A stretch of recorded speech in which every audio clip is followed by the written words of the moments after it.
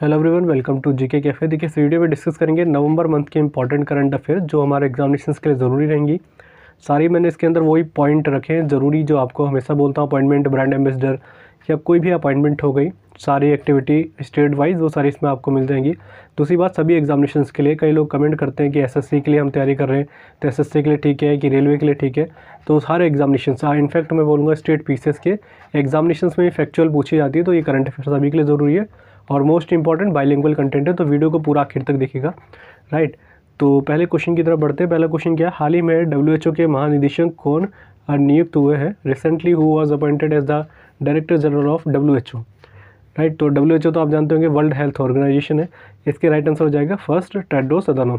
देखिए ये आप सभी जानते होंगे कि ऑलरेडी बने हुए हैं, इनको दोबारा बनाया गया तो ये ज़रूरी बन जाता है, ठीक है। ऐसा अपॉइंटमेंट कई बार पूछा जाता है कि डायरेक्टली पूछा जाता है कि कौन है, तो ये याद रखिएगा क्योंकि दोबारा अपॉइंट किए गए तो इनका नाम ज़रूरी हो जाता है। और मैंने आपको कई बार बोला था, ये कई एग्जामिनेशन में पूछा भी गया कि कौन सी कंट्री के हैं, राइट। जरूर याद रखिएगा, इथियोपिया के, इथियोपिया कंट्री के हैं ये। तो ये पूछे जाने की क्वेश्चन के चांसेस है और पूछे भी गए थे ये, राइट। और देखिए आप सभी जानते होंगे एंटोनियो गुटेरस, मैंने आपको बता रखा कई बार, यूनाइटेड नेशंस के सेक्रेटरी जनरल बने थे। कौन?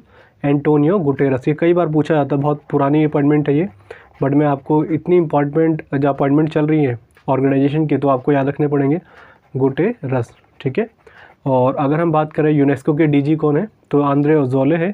ये भी याद रखिएगा, यूनेस्को के कौन है? Andre Azoulay. मैं यहाँ भी लिख देता हूँ हिंदी में, बाकी सभी इंग्लिश वाले तो जानते होंगे इनके बारे में। और अगर हम बात करें जैसे इससे रिलेटेड और चीज़ मैं आपको बता दूं, अभी हाल ही में इसके CRISL इसके कौन बने थे? MD अमीश मेहता। ये बहुत इंपॉर्टेंट अपॉइंटमेंट है, तो ज़रूर याद रखिएगा, क्या नाम है? अमीश मेहता, ठीक है। तो ये भी हमारे एग्जामिनेशन में पूछने के चांसेस हैं। ये जो अपॉइंटमेंट मैंने बता दी। डब्ल्यूएचओ के बारे में आप सभी जानते होंगे, हेडक्वार्टर कहाँ पर है इसका?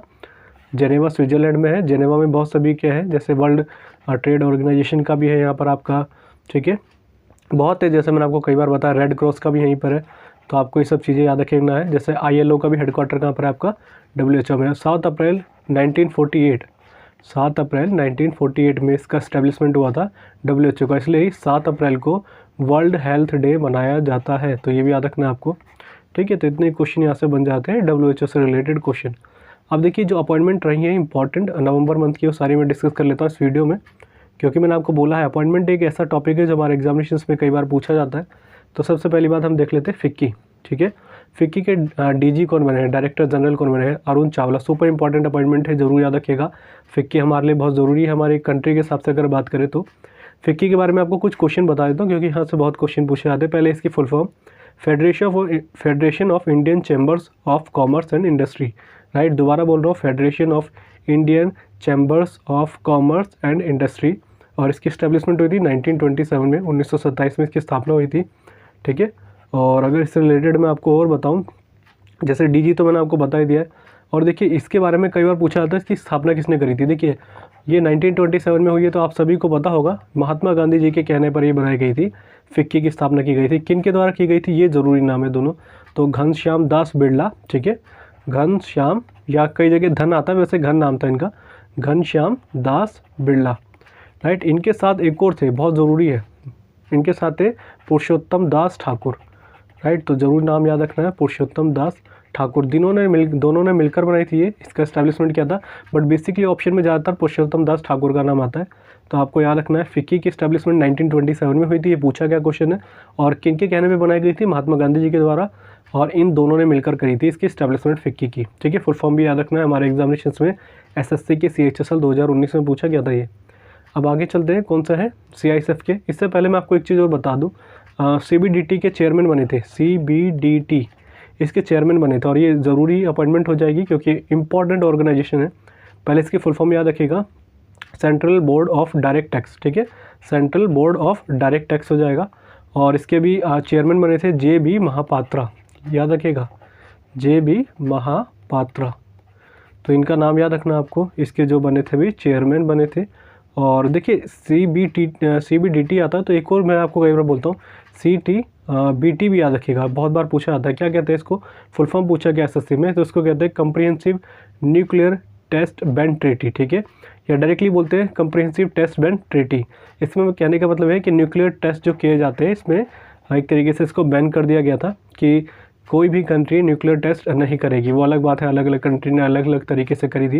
मैंने बताया था इंडिया में 1974 में हुआ था, फिर इसके बाद दूसरी बार इन्होंने करा था इंडिया में हमारे यहाँ 1998 में। और ये आप सभी जानते होंगे, मूवी देखी होगी आपने पोखरण, तो इसी से रिलेशन है क्योंकि ये CTBT की उस समय इस्टेब्लिशमेंट हो गई थी। तो ये चीज़ें आपको याद रखनी है, राइट। और अब इससे अलावा मैं आपको और बता देता हूँ जो अभी हाल ही में हुआ था, जैसे association of mutual funds in India, ठीक है, association of mutual funds in India, इसके चेयरमैन बने थे ए बाला सुब्रमण्यम, ठीक है, ए बाला सुब्रमण्यम, ठीक है। इनका जरूर नाम याद रखिएगा, बहुत ज़रूरी है हमारे लिए अपॉइंटमेंट ये। मैंने फिर बता दिया आपको, association of mutual funds in India, इसके चेयरमैन बने थे।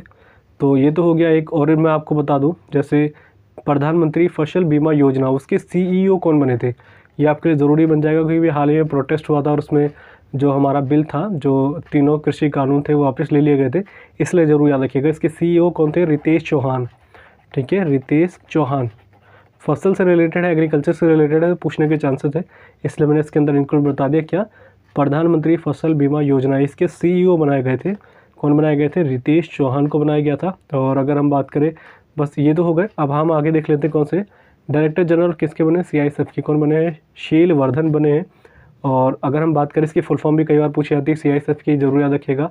इसकी है सेंट्रल इंडस्ट्रियल सिक्योरिटी फोर्स, ठीक है, सेंट्रल इंडस्ट्रियल सिक्योरिटी फोर्स। मैं यहाँ पे लिख देता हूँ क्योंकि कई लोग बोलते हैं कि यहाँ पे लिख दीजिए इंडस्ट्रियल सिक्योरिटी फोर्स। और आप सभी जानते होंगे SSC के थ्रू इसकी अपॉइंटमेंट होती है। अपॉइंटमेंट मतलब SSC के थ्रू इसमें हमारी ज्वाइनिंग होती है, SSC एग्जामिनेशन से लेता है इसका। और देखिए, मैं आपको कई बार बोलता हूँ SSC इसकी इस्टेब्लिशमेंट कब हुई थी, 1976, तो ये भी याद रखिएगा। जैसे UPSC इसकी कब हुई थी, 1926। तो ऐसे क्वेश्चन भी जल्दी पूछने के चांसेस हो जाते हैं। और जैसे मैंने आपको बताया CISF इसकी स्थापना कब हुई थी, 1969 में, राइट। और देखिए 1969 में क्या हुआ था, एक कुछ चीज़ मैंने आपको बताया था, इसरो की भी स्थापना हुई थी, ठीक है, इसरो की भी स्थापना हुई थी। और इस समय दादा साहब फाल्के अवार्ड, जो सबसे बड़ा सिनेमा में दिया जाने वाला अवार्ड है, दादा साहब फाल्के अवार्ड, इसकी भी स्थापना 1969 में हुई थी। तो सन याद रखिएगा, ऐसे इंटरलिंक करना ज़रूरी हो जाता है। मैं इसलिए बोलता हूँ लिंक करते रहेंगे तो बेनिफिशियल रहेगा हमारे लिए। मैंने आपको CISF के बारे में बता दिया। और अभी फिर इसके बाद नेक्स्ट देखते हैं NDRF, इसके कौन बने हैं, DG अतुल करवाल बने, ठीक है। और इसकी फुल फॉर्म क्या होती है, नेशनल डिजास्टर रिस्पॉन्स फोर्स। और इसकी स्टैब्लिशमेंट हुई थी 2006। ये इतना ज़रूरी नहीं है, फुल फॉर्म याद रखिएगा NDRF की, जो मैंने आपको बता दी। अब नेक्स्ट हमारा कौन सा, नेवी चीफ। नेवी चीफ कौन बने हैं, देखिए यहाँ पे थोड़ा सा मिसप्रिंट है, ये गलत नाम रख दिया है। कौन थे, यहाँ पे याद रखिएगा R हरि कुमार, ये बने हैं, ठीक है, R हरि कुमार चीफ बने नेवी चीफ अगर हम बात करें तो। और एयर चीफ मार्शल जो बने थे वो थे VR चौधरी। तो जरूर याद रखिएगा, ये अलग है, ये दोनों अलग है, ठीक है। कौन मैंने बोले, एयर चीफ मार्शल, ये बने थे VR चौधरी। और जो नेवी चीफ बने वो है R हरि कुमार। और इंडियन नेवी की स्टैब्लिशमेंट कब हुई थी, जरूर याद रखिएगा। इंडियन नेवी की अगर हम बात करें तो ये हुई थी 1950 में। कब, 26 जनवरी 1950 को इसकी स्टैब्लिशमेंट हुई थी। और अगर इंडियन एयरफोर्स के बारे में बात करें तो इसकी स्थापना कब हुई थी, 1932 में, 1932। और डेट कौन सा था, 8 अक्टूबर। इसलिए आप सभी जानते होंगे हमारा वायुसेना दिवस जब होता है 8 अक्टूबर को ही मनाया जाता है। क्वेश्चन कई बार पूछा भी गया है, राइट। तो नेक्स्ट क्वेश्चन की तरफ देखते हैं। नेक्स्ट हमारा कौन सा, सेक्रेटरी जनरल ऑफ राज्यसभा कौन बने हैं, PC मोदी बने हैं। अच्छा, इससे पहले मैं आपको एक चीज़ और बता दूं, ऑर्डिनेंस डायरेक्टरेट के DG बने थे। ऑर्डिनेंस डायरेक्टरेट लिख देता हूँ मैं यहाँ पे, ऑर्डिनेंस डायरेक्टरेट, क्या, डायरेक्टरेट, इसके कौन बने हैं, DG याद रखिएगा। ये बने हैं हमारे ER शेख, ठीक है। क्या मैंने बोला आपको, ER शेख, इनका ज़रूर नाम याद रखना है आपको। ये बने हैं इसके डायरेक्टरेट, ठीक है, डायरेक्टर के DG। और हम इसके बाद हम बात कर लेते हैं NCB का, कौन हो गए, सत्यनारायण प्रधान, ठीक है। कौन बने हैं, सत्यनारायण प्रधान NCB के। और NCB की फुल फॉर्म आप जानते होंगे, नारकोटिक कंट्रोल ब्यूरो, राइट। और अभी एक चीज़ और बता दूं, यहीं से अपॉइंटमेंट है, ये बहुत पहले की बात है। अपॉइंटमेंट तो नहीं बोलूँगा मैं आपको। हेती एक कंट्री है, आप सभी को पता होगा। मैंने आपको कई बार बोला, जब भी आपको याद आती जरूर याद रखिएगा। हेती के जो प्रेसिडेंट थे उनकी हत्या कर दी गई थी, उनका नाम क्या था, तो याद रखिएगा जोवेनल मोइस, ठीक है। मैं आपको जब भी मेरे को याद आता तो कोशिश करता बताने की, जोवेनल मोइस, क्योंकि ये क्वेश्चन एक बार पूछा गया है अभी रिसेंटली कोई एग्जामिनेशन हुआ था और मैंने आपको पहले बोला था ऐसी जो चीज़ें हो जाती है, हैती वैसे इंपॉर्टेंट कंट्री नहीं है बट ऐसे क्वेश्चन पूछने के चांसेस हो जाते हैं जो अलग सी एक्टिविटी होती है, कोई घटनाएँ होती हैं। इनको मार दिया गया था इसलिए प्रेसिडेंट हैं इनके हैती के। और इसके बाद हम बात कर लेते हैं सेक्रेटरी जनरल ऑफ राज्यसभा कौन बने हैं, PC मोदी बने हैं, ठीक है। और अगर हम नेक्स्ट देखते हैं प्राइम मिनिस्टर ऑफ जापान कौन बने हैं, फूमियो किशिदा बने हैं, ठीक है। अच्छा एक चीज़ मैं आपको बता दूं, राज्यसभा याद आ गया तो मैं आपको बता दूं, राज्यसभा से रिलेटेड है, राज्यसभा के उपनेता बने थे अभी हाल ही में, कौन बने थे, मुख्तार अब्बास नकवी, ठीक है, मुख्तार अब्बास नकवी। और मैंने आपको बताया है इनके पास कौन सा मंत्रालय, क्वेश्चन कई बार पूछा जाता है, ठीक है, ये आप बताइएगा कमेंट बॉक्स में। मुख्तार अब्बास नकवी बने हैं, किसके बने हैं, राज्यसभा के उपनेता। और अगर राज्यसभा के नेता के बारे में बात करेंगे तो कौन बने थे, पीयूष गोयल बने थे। तो ये जो ऐसे क्वेश्चन होते हैं डायरेक्टली पूछ लिए जाते हैं, लिंक करके आपको याद रखने और बस इतने याद रखने। और जापान के PM मैंने आपको बता दिया फूमियो किशिदा। और अभी एक चीज़ और बता दूं, जैसा आपको छोटी सी अपॉइंटमेंट है, अभी हाल ही में इंडियन क्रिकेट टीम के कौन कोच बने, हेड कोच जिनको कहा जाता है वो है राहुल द्रविड़ बने हैं, ठीक है, राहुल द्रविड़। और अभी आपको पता होगा T20 में कैप्टन भी बन गए रोहित शर्मा, उनका भी नाम याद रखिएगा। क्रिकेट से ही मैं आपको बता दूं, नेशनल क्रिकेट अकेडमी, इसके हेड कौन बने हैं, नेशनल क्रिकेट अकेडमी, इसके हेड कौन बन गए, VVS लक्ष्मण, ठीक है, इनका भी नाम याद रखिएगा क्योंकि फुल पूर्व क्रिकेटर थे ये। और एक और चीज़ मैं आपको इससे रिलेटेड कर दूँ, यूनाइटेड नेशंस ने भारत में रेजिडेंट कोऑर्डिनेटर नियुक्त करे थे, उनका नाम याद रखिएगा। मैं फिर बोल रहा हूँ, यूनाइटेड नेशंस ने भारत में रेजिडेंट कोऑर्डिनेटर नियुक्त करे थे, उनका नाम था शॉम बी, ठीक है, शॉम बी, इंग्लिश में मैं आपको लिख के दे देता हूँ, शॉम बी इनका नाम था। तो इनका नाम भी आपको याद रखना है, जो भी हाल ही में अपॉइंटमेंट हुई थी। तो यही मेरा आपको कहने का मतलब है, जो भी इंपॉर्टेंट अपॉइंटमेंट है इनको जरूर याद रखिए नवंबर की। और ये सुपर इंपॉर्टेंट पार्ट होता है अपॉइंटमेंट, ऐसे क्वेश्चन बहुत पूछे जाते हैं। ज़्यादातर आपको इंडिया की याद रखनी है, फॉरेन की या इंटरनेशनल लेवल पे इतना नहीं देखना। हाँ, जो इंपॉर्टेंट अपॉइंटमेंट है इंपॉर्टेंट ऑर्गेनाइजेशन की वो पूछे जाते हैं। आगे की तरफ बढ़ते हैं। अच्छा, एक और इम्पॉर्टेंट चीज़ है, अगर किसी को हिस्ट्री, स्टैटिक जीके और वोकेबुलरी को लेकर दिक्कत है, क्योंकि मुझे अपने टाइम पे बहुत दिक्कत हुई थी और इनका वेटेज बहुत ज़्यादा है रेलवेज़ के एग्जामिनेशन में, SSC में, तो इन सभी का लिंक आपको डिस्क्रिप्शन में मिल जाएगा। मैंने ई-बुक बना रखी है, ये तो व्हाट्सअप नंबर आपको स्क्रीन पे शो हो रहा होगा, यहाँ से आप मुझे ले सकते हैं मुझसे ई-बुक। मैंने इसके ऊपर देखिए बहुत प्रॉपर करके डिटेल में बना रखी है, बहुत लोगों को पसंद आई थी। मैं ये बोलूँगा आपको ल्यूसेंट पढ़ने की ज़रूरत नहीं, अगर आप इन टॉपिक को लेकर चल रहे हैं जो मैंने आपको इसके ऊपर बना रखी है, जैसे स्टैटिक जीके और हिस्ट्री। कई लोग बोल रहे हैं आगे बनाइए, तो मैं कोशिश करूँगा। तो याद रखिएगा, बहुत इंपॉर्टेंट है। मैंने सारे प्रीवियस ईयर्स SSC जो भी एग्जामिनेशन की आप तैयारी कर रहे हैं जिसमें स्टैटिक जीके और हिस्ट्री पूछी जाती है, ऑब्वियसली सभी पूछी जाती है, तो सभी के लिए इंपॉर्टेंट रहेगा। टॉपिक वाइज, स्टोरी वाइज और डिटेल में विद प्रीवियस ईयर्स मैंने आपको बता रखा है। तो आप इसका लिंक आपको डिस्क्रिप्शन में मिल जाएगा वीडियो के, नहीं तो नंबर आपको मैसेज में शो हो रहा होगा। नेक्स्ट क्वेश्चन क्या हमारा, एजुथन अवार्ड से हाल ही में किसको सम्मानित किया गया है। तो इसका राइट आंसर क्या हो जाएगा, फर्स्ट P वलसाला होगा, राइट। और इनको मिला है अभी हाल ही में अवार्ड। और देखिए याद रखिएगा केरल गवर्नमेंट देती है, इतना आपको डिटेल में नहीं याद रखना कि किस लिए दिया गया है, क्या रीज़न था, बस आपको नाम याद रखना है और अवार्ड से रिलेशन है, ठीक है। इंपॉर्टेंट अवार्ड इसलिए मैंने आपको इसके अंदर मेंशन करा है। और अब देख लेते, देखिए रणदीप गुलेरिया, मैंने आपको बताया था हाल ही में इनको लाल बहादुर शास्त्री नेशनल अवार्ड से सम्मानित किया गया था। क्या बोला मैंने आपको, लाल बहादुर शास्त्री, इस अवार्ड से इनको सम्मानित किया गया, नेशनल अवार्ड जो था। और डॉक्टर रणदीप गुलेरिया आप सभी जानते होंगे, एम्स के डायरेक्टर थे ये, ठीक है अभी हाल ही में। और आपने इनको न्यूज़ वगैरह में बहुत बार देखा होगा। मैं आपको बता रहा था लाल बहादुर शास्त्री, इनका भी नाम याद रखिएगा, क्योंकि मैंने आपको बोला है करंट के साथ आपको जितनी जीके लिंक कर सकते हो उतने करें, क्योंकि क्वेश्चन यहाँ से बहुत अलग अलग तरीके से पूछे जाते हैं। जैसे कि सेकंड PM थे हमारे कंट्री के, मैंने आपको कई बार बताया, नॉर्मली सभी जानते होंगे। इनके बारे में आपको मैंने बताया है, जय जवान जय किसान का नारा भी इन्हीं के द्वारा दिया गया था, जय जवान जय किसान, ठीक है, जय किसान, याद रखिएगा। कई एग्जामिनेशंस में पूछा गया नारा या स्लोगन किनके द्वारा दिया गया था, ये थे लाल बहादुर शास्त्री। और इनसे याद रखिएगा, अगर इसके आगे एक चीज़ और जोड़ दूँ, जय विज्ञान, ये तीनों मिला के नारा किन्होंने दिया था, APJ अब्दुल कलाम के द्वारा दिया गया था, APJ अटल बिहारी वाजपेयी के द्वारा ही दिया गया था, और ठीक है स्लोगन। और मैंने आपको एक चीज़ और बताई थी, ताशकंद समझौता इन्हीं के टाइम पे हुआ था, ये SSC का पूछा गया क्वेश्चन है, CHSL 2019 का। ताशकंद समझौता कब हुआ था, 1966 में हुआ था, 1966 में हुआ था। क्यों हुआ था आपको फिर जल्दी जल्दी बता दूं, क्योंकि 1965 में आप सभी जानते होंगे भारत और पाकिस्तान के बीच में वॉर हुआ था, जिसमें पाकिस्तान की हार हुई थी। और पाकिस्तान ने कहा था एक शांति समझौता बनाने के लिए हमको एक समझौता करना पड़ेगा, जिसमें बीच में एक तरीके से मीडिएटर बना था USSR, ठीक है। और ये ताशकंद में समझौता हुआ था, इसलिए इसका नाम ताशकंद समझौता है। तो जरूर याद रखिएगा, ये हुआ था 1966 में हुआ था।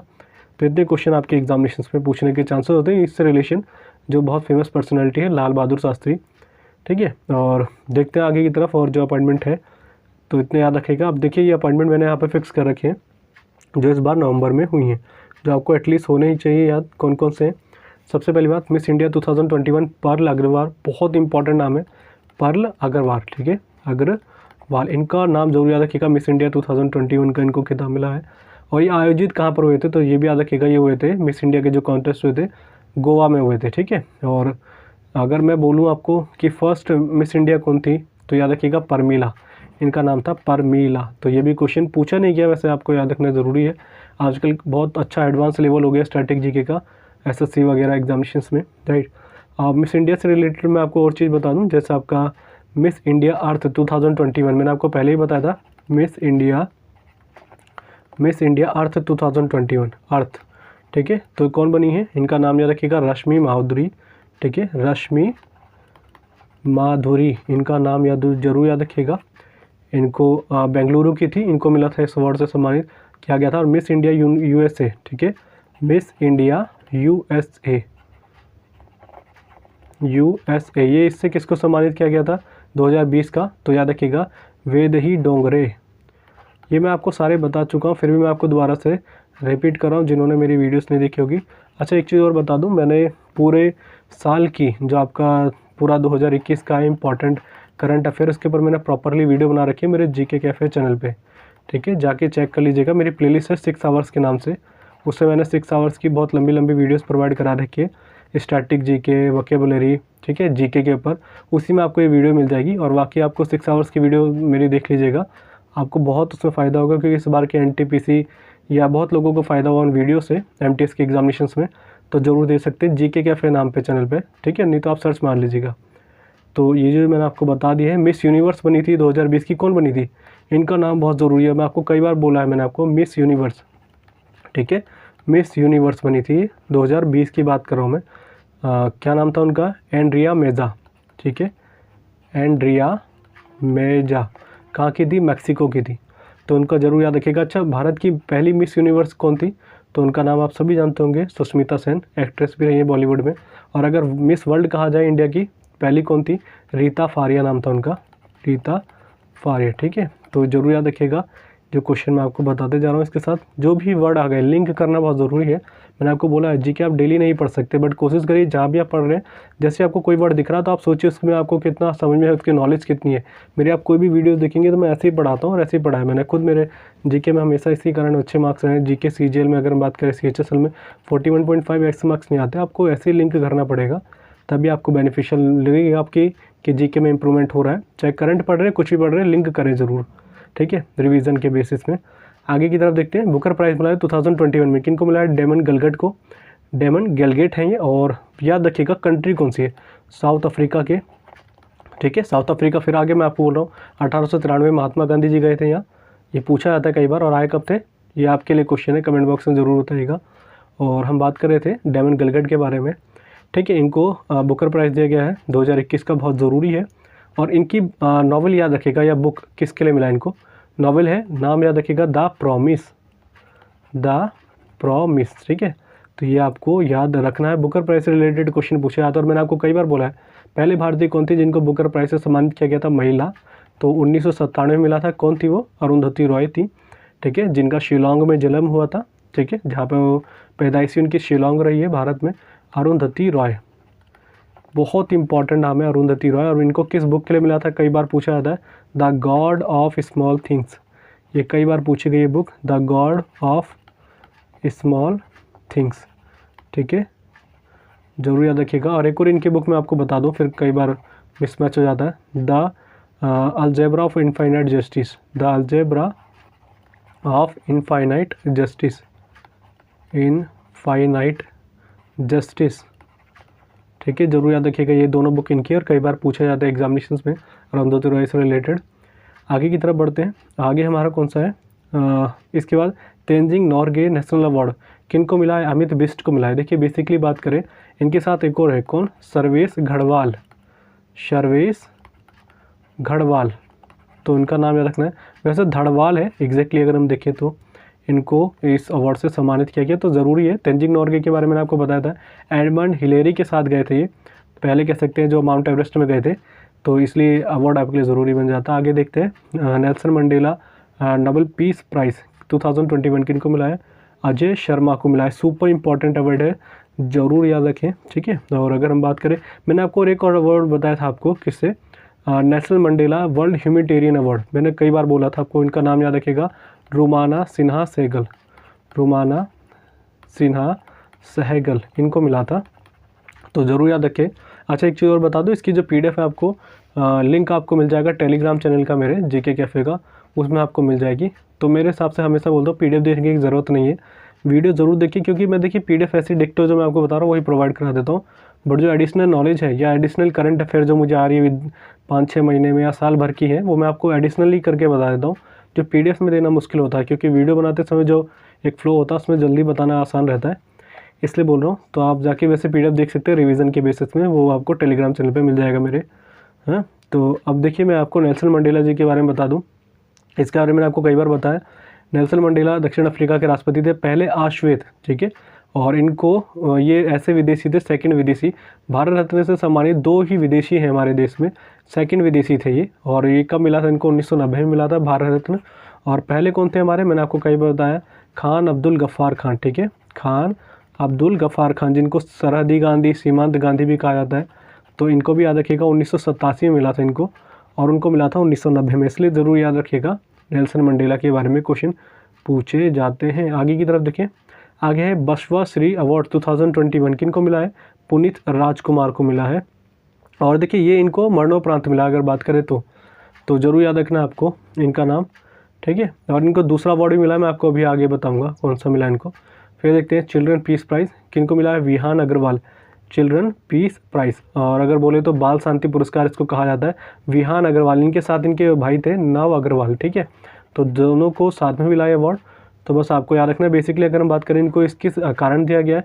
घरेलू जो कचरा होता है उसको रिसाइकिल करा था इन्होंने, और इससे बहुत चीज़ पे देखिए, रिसाइकिल करना, पहली बात जो कचरा है उसका नुकसान होने से बचाया, रिसाइकिल भी कर लिया, यूजेबल भी बना लिया उसको, तो इसलिए इन चीज़ों से इनको अवार्ड दिया गया था चिल्ड्रन पीस प्राइज़ के लिए, राइट, बाल शांति पुरस्कार अगर कहें। आगे चलते हैं, JCB अवार्ड किनको मिला है? ये नाम है M मुकुंदन को मिला है, ठीक है। और इनकी किस अगर बोले देखिए किस अवार्ड, ये किस चीज़ के लिए मिला जाता है? तो लिटरेचर में दिया जाता है, साहित्य में। और बुक का नाम था, मैं लिख देता हूँ यहाँ पे, डेली सॉलिक्वे, ठीक है। तो ये भी आपको याद रखना है, इनकी बुक के लिए मिला था, डेली लिखा है यहाँ पे, ठीक है। तो JCB अवार्ड ज़रूरी बन जाता है, क्वेश्चन पूछे जाते हैं यहाँ से रिलेटेड। आगे बढ़ते हैं, एक और मैं आपको अवार्ड बता दूँ, यथा तमीज़, ठीक है, यथा तमीज़ ये पुरस्कार है, ये किन को मिला है? तो इनका नाम याद रखिएगा, इनका नाम था V वरदराजन को, वरदराजन। ये वैसे मैंने आपको बता दिया, इतना इंपॉर्टेंट नहीं है, बट याद रख सकते हैं, क्वेश्चन पूछने के चांसेस है। मैंने आपको पहले ही बोला है, अवार्ड से रिलेटेड क्वेश्चन 100% पूछा आता है। इस बार के MTS में भी ये देखने को मिला है, और आप रेलवे का कोई भी एग्जामिनेशन देखिए, यहाँ से क्वेश्चन पूछे जाते हैं। आगे देखते हैं, इंडियन फिल्म पर्सनैलिटी अवार्ड किनको मिला है? हेमा मालिनी। इनके साथ एक और थे, कौन है? प्रसून जोशी, दोनों को मिलने के आगे मिलेगा, अभी मिला नहीं है, अनाउंस कर दिया गया है। और आपको एक बार SSC के CGL 2015 पूछा गया था, हेमा मालिनी का निकनेम या किस नाम से जाना जाता है इनको एक और? तो याद रखिएगा, ड्रीम गर्ल के नाम से, इनकी मूवी भी आई थी ड्रीम गर्ल, तो याद रख सकते हैं। और एक क्वेश्चन और पूछा गया था कि हेमा मालिनी का किस नृत्य से संबंधित है? मैंने आपको कई बार बोला है, वैसे तो मोहिनीअट्टम आता है कई जगह, बट आपको भरतनाट्यम ही लगाना है, ठीक है। मोहिनीअट्टम भी आएगा, भरतनाट्यम लगाएगा, क्योंकि क्वेश्चन यहीं से SSC राइट आंसर मानती है, और बेसिकली देखा जाए तो इनका रिलेशन भरतनाट्यम से भी था, ठीक है, हेमा मालिनी का। आगे देखिए, कर्नाटक रत्न अवार्ड किनको मिला है? यही है आपका, हो जाएगा पुनीत, जो मैंने आपको बताया था, पुनीत राजकुमार। और इनकी अभी हाल ही में एक तरीके से मृत्यु हो गई थी, तो याद रखिएगा, कर्नाटक रत्न अवार्ड, ये दोनों अवार्ड इन्हीं को मिले हैं, और बस इतना याद रखना है, ठीक है। अच्छा, रत्न अवार्ड आ गए तो मैंने आपको बताया था, महाराष्ट्र रत्न अवार्ड किनको मिला था? आशा भोसले को मिला था, इनका भी नाम याद रख सकते हैं आप। और अगर हम बात करें, महाराष्ट्र रत्न हो गया, कलिंग रत्न अवार्ड भी मैंने आपको बताया था, किनको मिला था? विश्वभूषण हरिचंदन। ये कौन है? इनका नाम आपने कई बार सुना होगा न्यूज़ वगैरह में, या आप करंट अफेयर पढ़ते हैं, हरिचंद्रन। आप कमेंट बॉक्स में मुझे बता सकते हैं कौन है, इनको अवार्ड मिला था, क्या नाम बोला मैंने? कलिंग रत्न अवार्ड। अगले चलते हैं, miss India worldwide queen, ठीक है, ये मिसेज है, सॉरी मिस इंडिया नहीं, missus India worldwide queen किन को मिला है, पूजा बदलानी को मिला है ये अवार्ड, ठीक है। अगला देखते हैं, इंदिरा गांधी 2021, यहाँ पे है इंदिरा गांधी अवार्ड होगा, थोड़ा सा गलती है यहाँ पे, इंदिरा गांधी अवार्ड 2021 किन को मिला है, प्रथम। ये देखिए प्रथम क्या है, ये एनजीओ एक तरीके का, ठीक है, तो इसको इस अवार्ड से सम्मानित किया गया इस एनजीओ को, राइट। तो ये है बस जो अवार्ड रहे नवंबर में इम्पॉर्टेंट अगर हम बात करें। और आपको याद रखना, देखिए इंदिरा गांधी आ गया, मैंने आपको कई बार बोला, जैसे कोई पर्सनैलिटी दिखती है तुरंत आपको देखने कि क्वेश्चन हमको क्या रखना है। इस बार के एमटीवीएस में पूछा गया था, एमटीएस में 2020 में, कि गरीबी हटाओ का नारा किन्होंने दिया था, गरीबी हटाओ। देखिए ये इन्हीं के द्वारा दिया गया था, पहला अवार्ड के नाम में पहला स्लोगन। दूसरी बात एक और याद रखिएगा, श्रेयमेव जयते, श्रेयमेव जयते, ये स्लोगन भी इन्हीं के द्वारा दिया गया था, इंदिरा गांधी। और इन्हीं के द्वारा 25 जून 1975 को इमरजेंसी लगाई गई थी, इमरजेंसी। इसके बारे में मैंने कई वीडियो प्रोवाइड करा रखे हैं, आप ज़रूर देखे भी होंगे आपने। 25 जून 1975 कई बार पूछा जाता है, 25 जून 1975 को इन्हीं को द्वारा इमरजेंसी लगाई गई थी। और ये पहली महिला है जिनको भारत रत्न से सम्मानित किया गया था 1971 में। इन्होंने खुद ही एक तरीके से अपने आपको दिया था अवार्ड 1971 में, और पहली महिला है और एकमात्र महिला है जो आज तक की प्रधानमंत्री रही है इंडियन की, एक तरीके से बात करें पूरी तरीके से पॉलिटिकल लाइन में, ठीक है। अच्छा एक चीज़ और याद आ गया, मैं आपको अवार्ड से रिलेशन नहीं है बट फिर भी मैं आपको बता दूं, जैसे कि अभी हाल ही में भारत का सर्वश्रेष्ठ पुलिस स्टेशन किसको अवार्ड दिया गया था, वैसे नंबर लिस्ट डाली गई थी, तो उसमें नंबर 1 पर रहा था सदर बाज़ार पुलिस स्टेशन, ठीक है, सदर बाज़ार जो दिल्ली का है।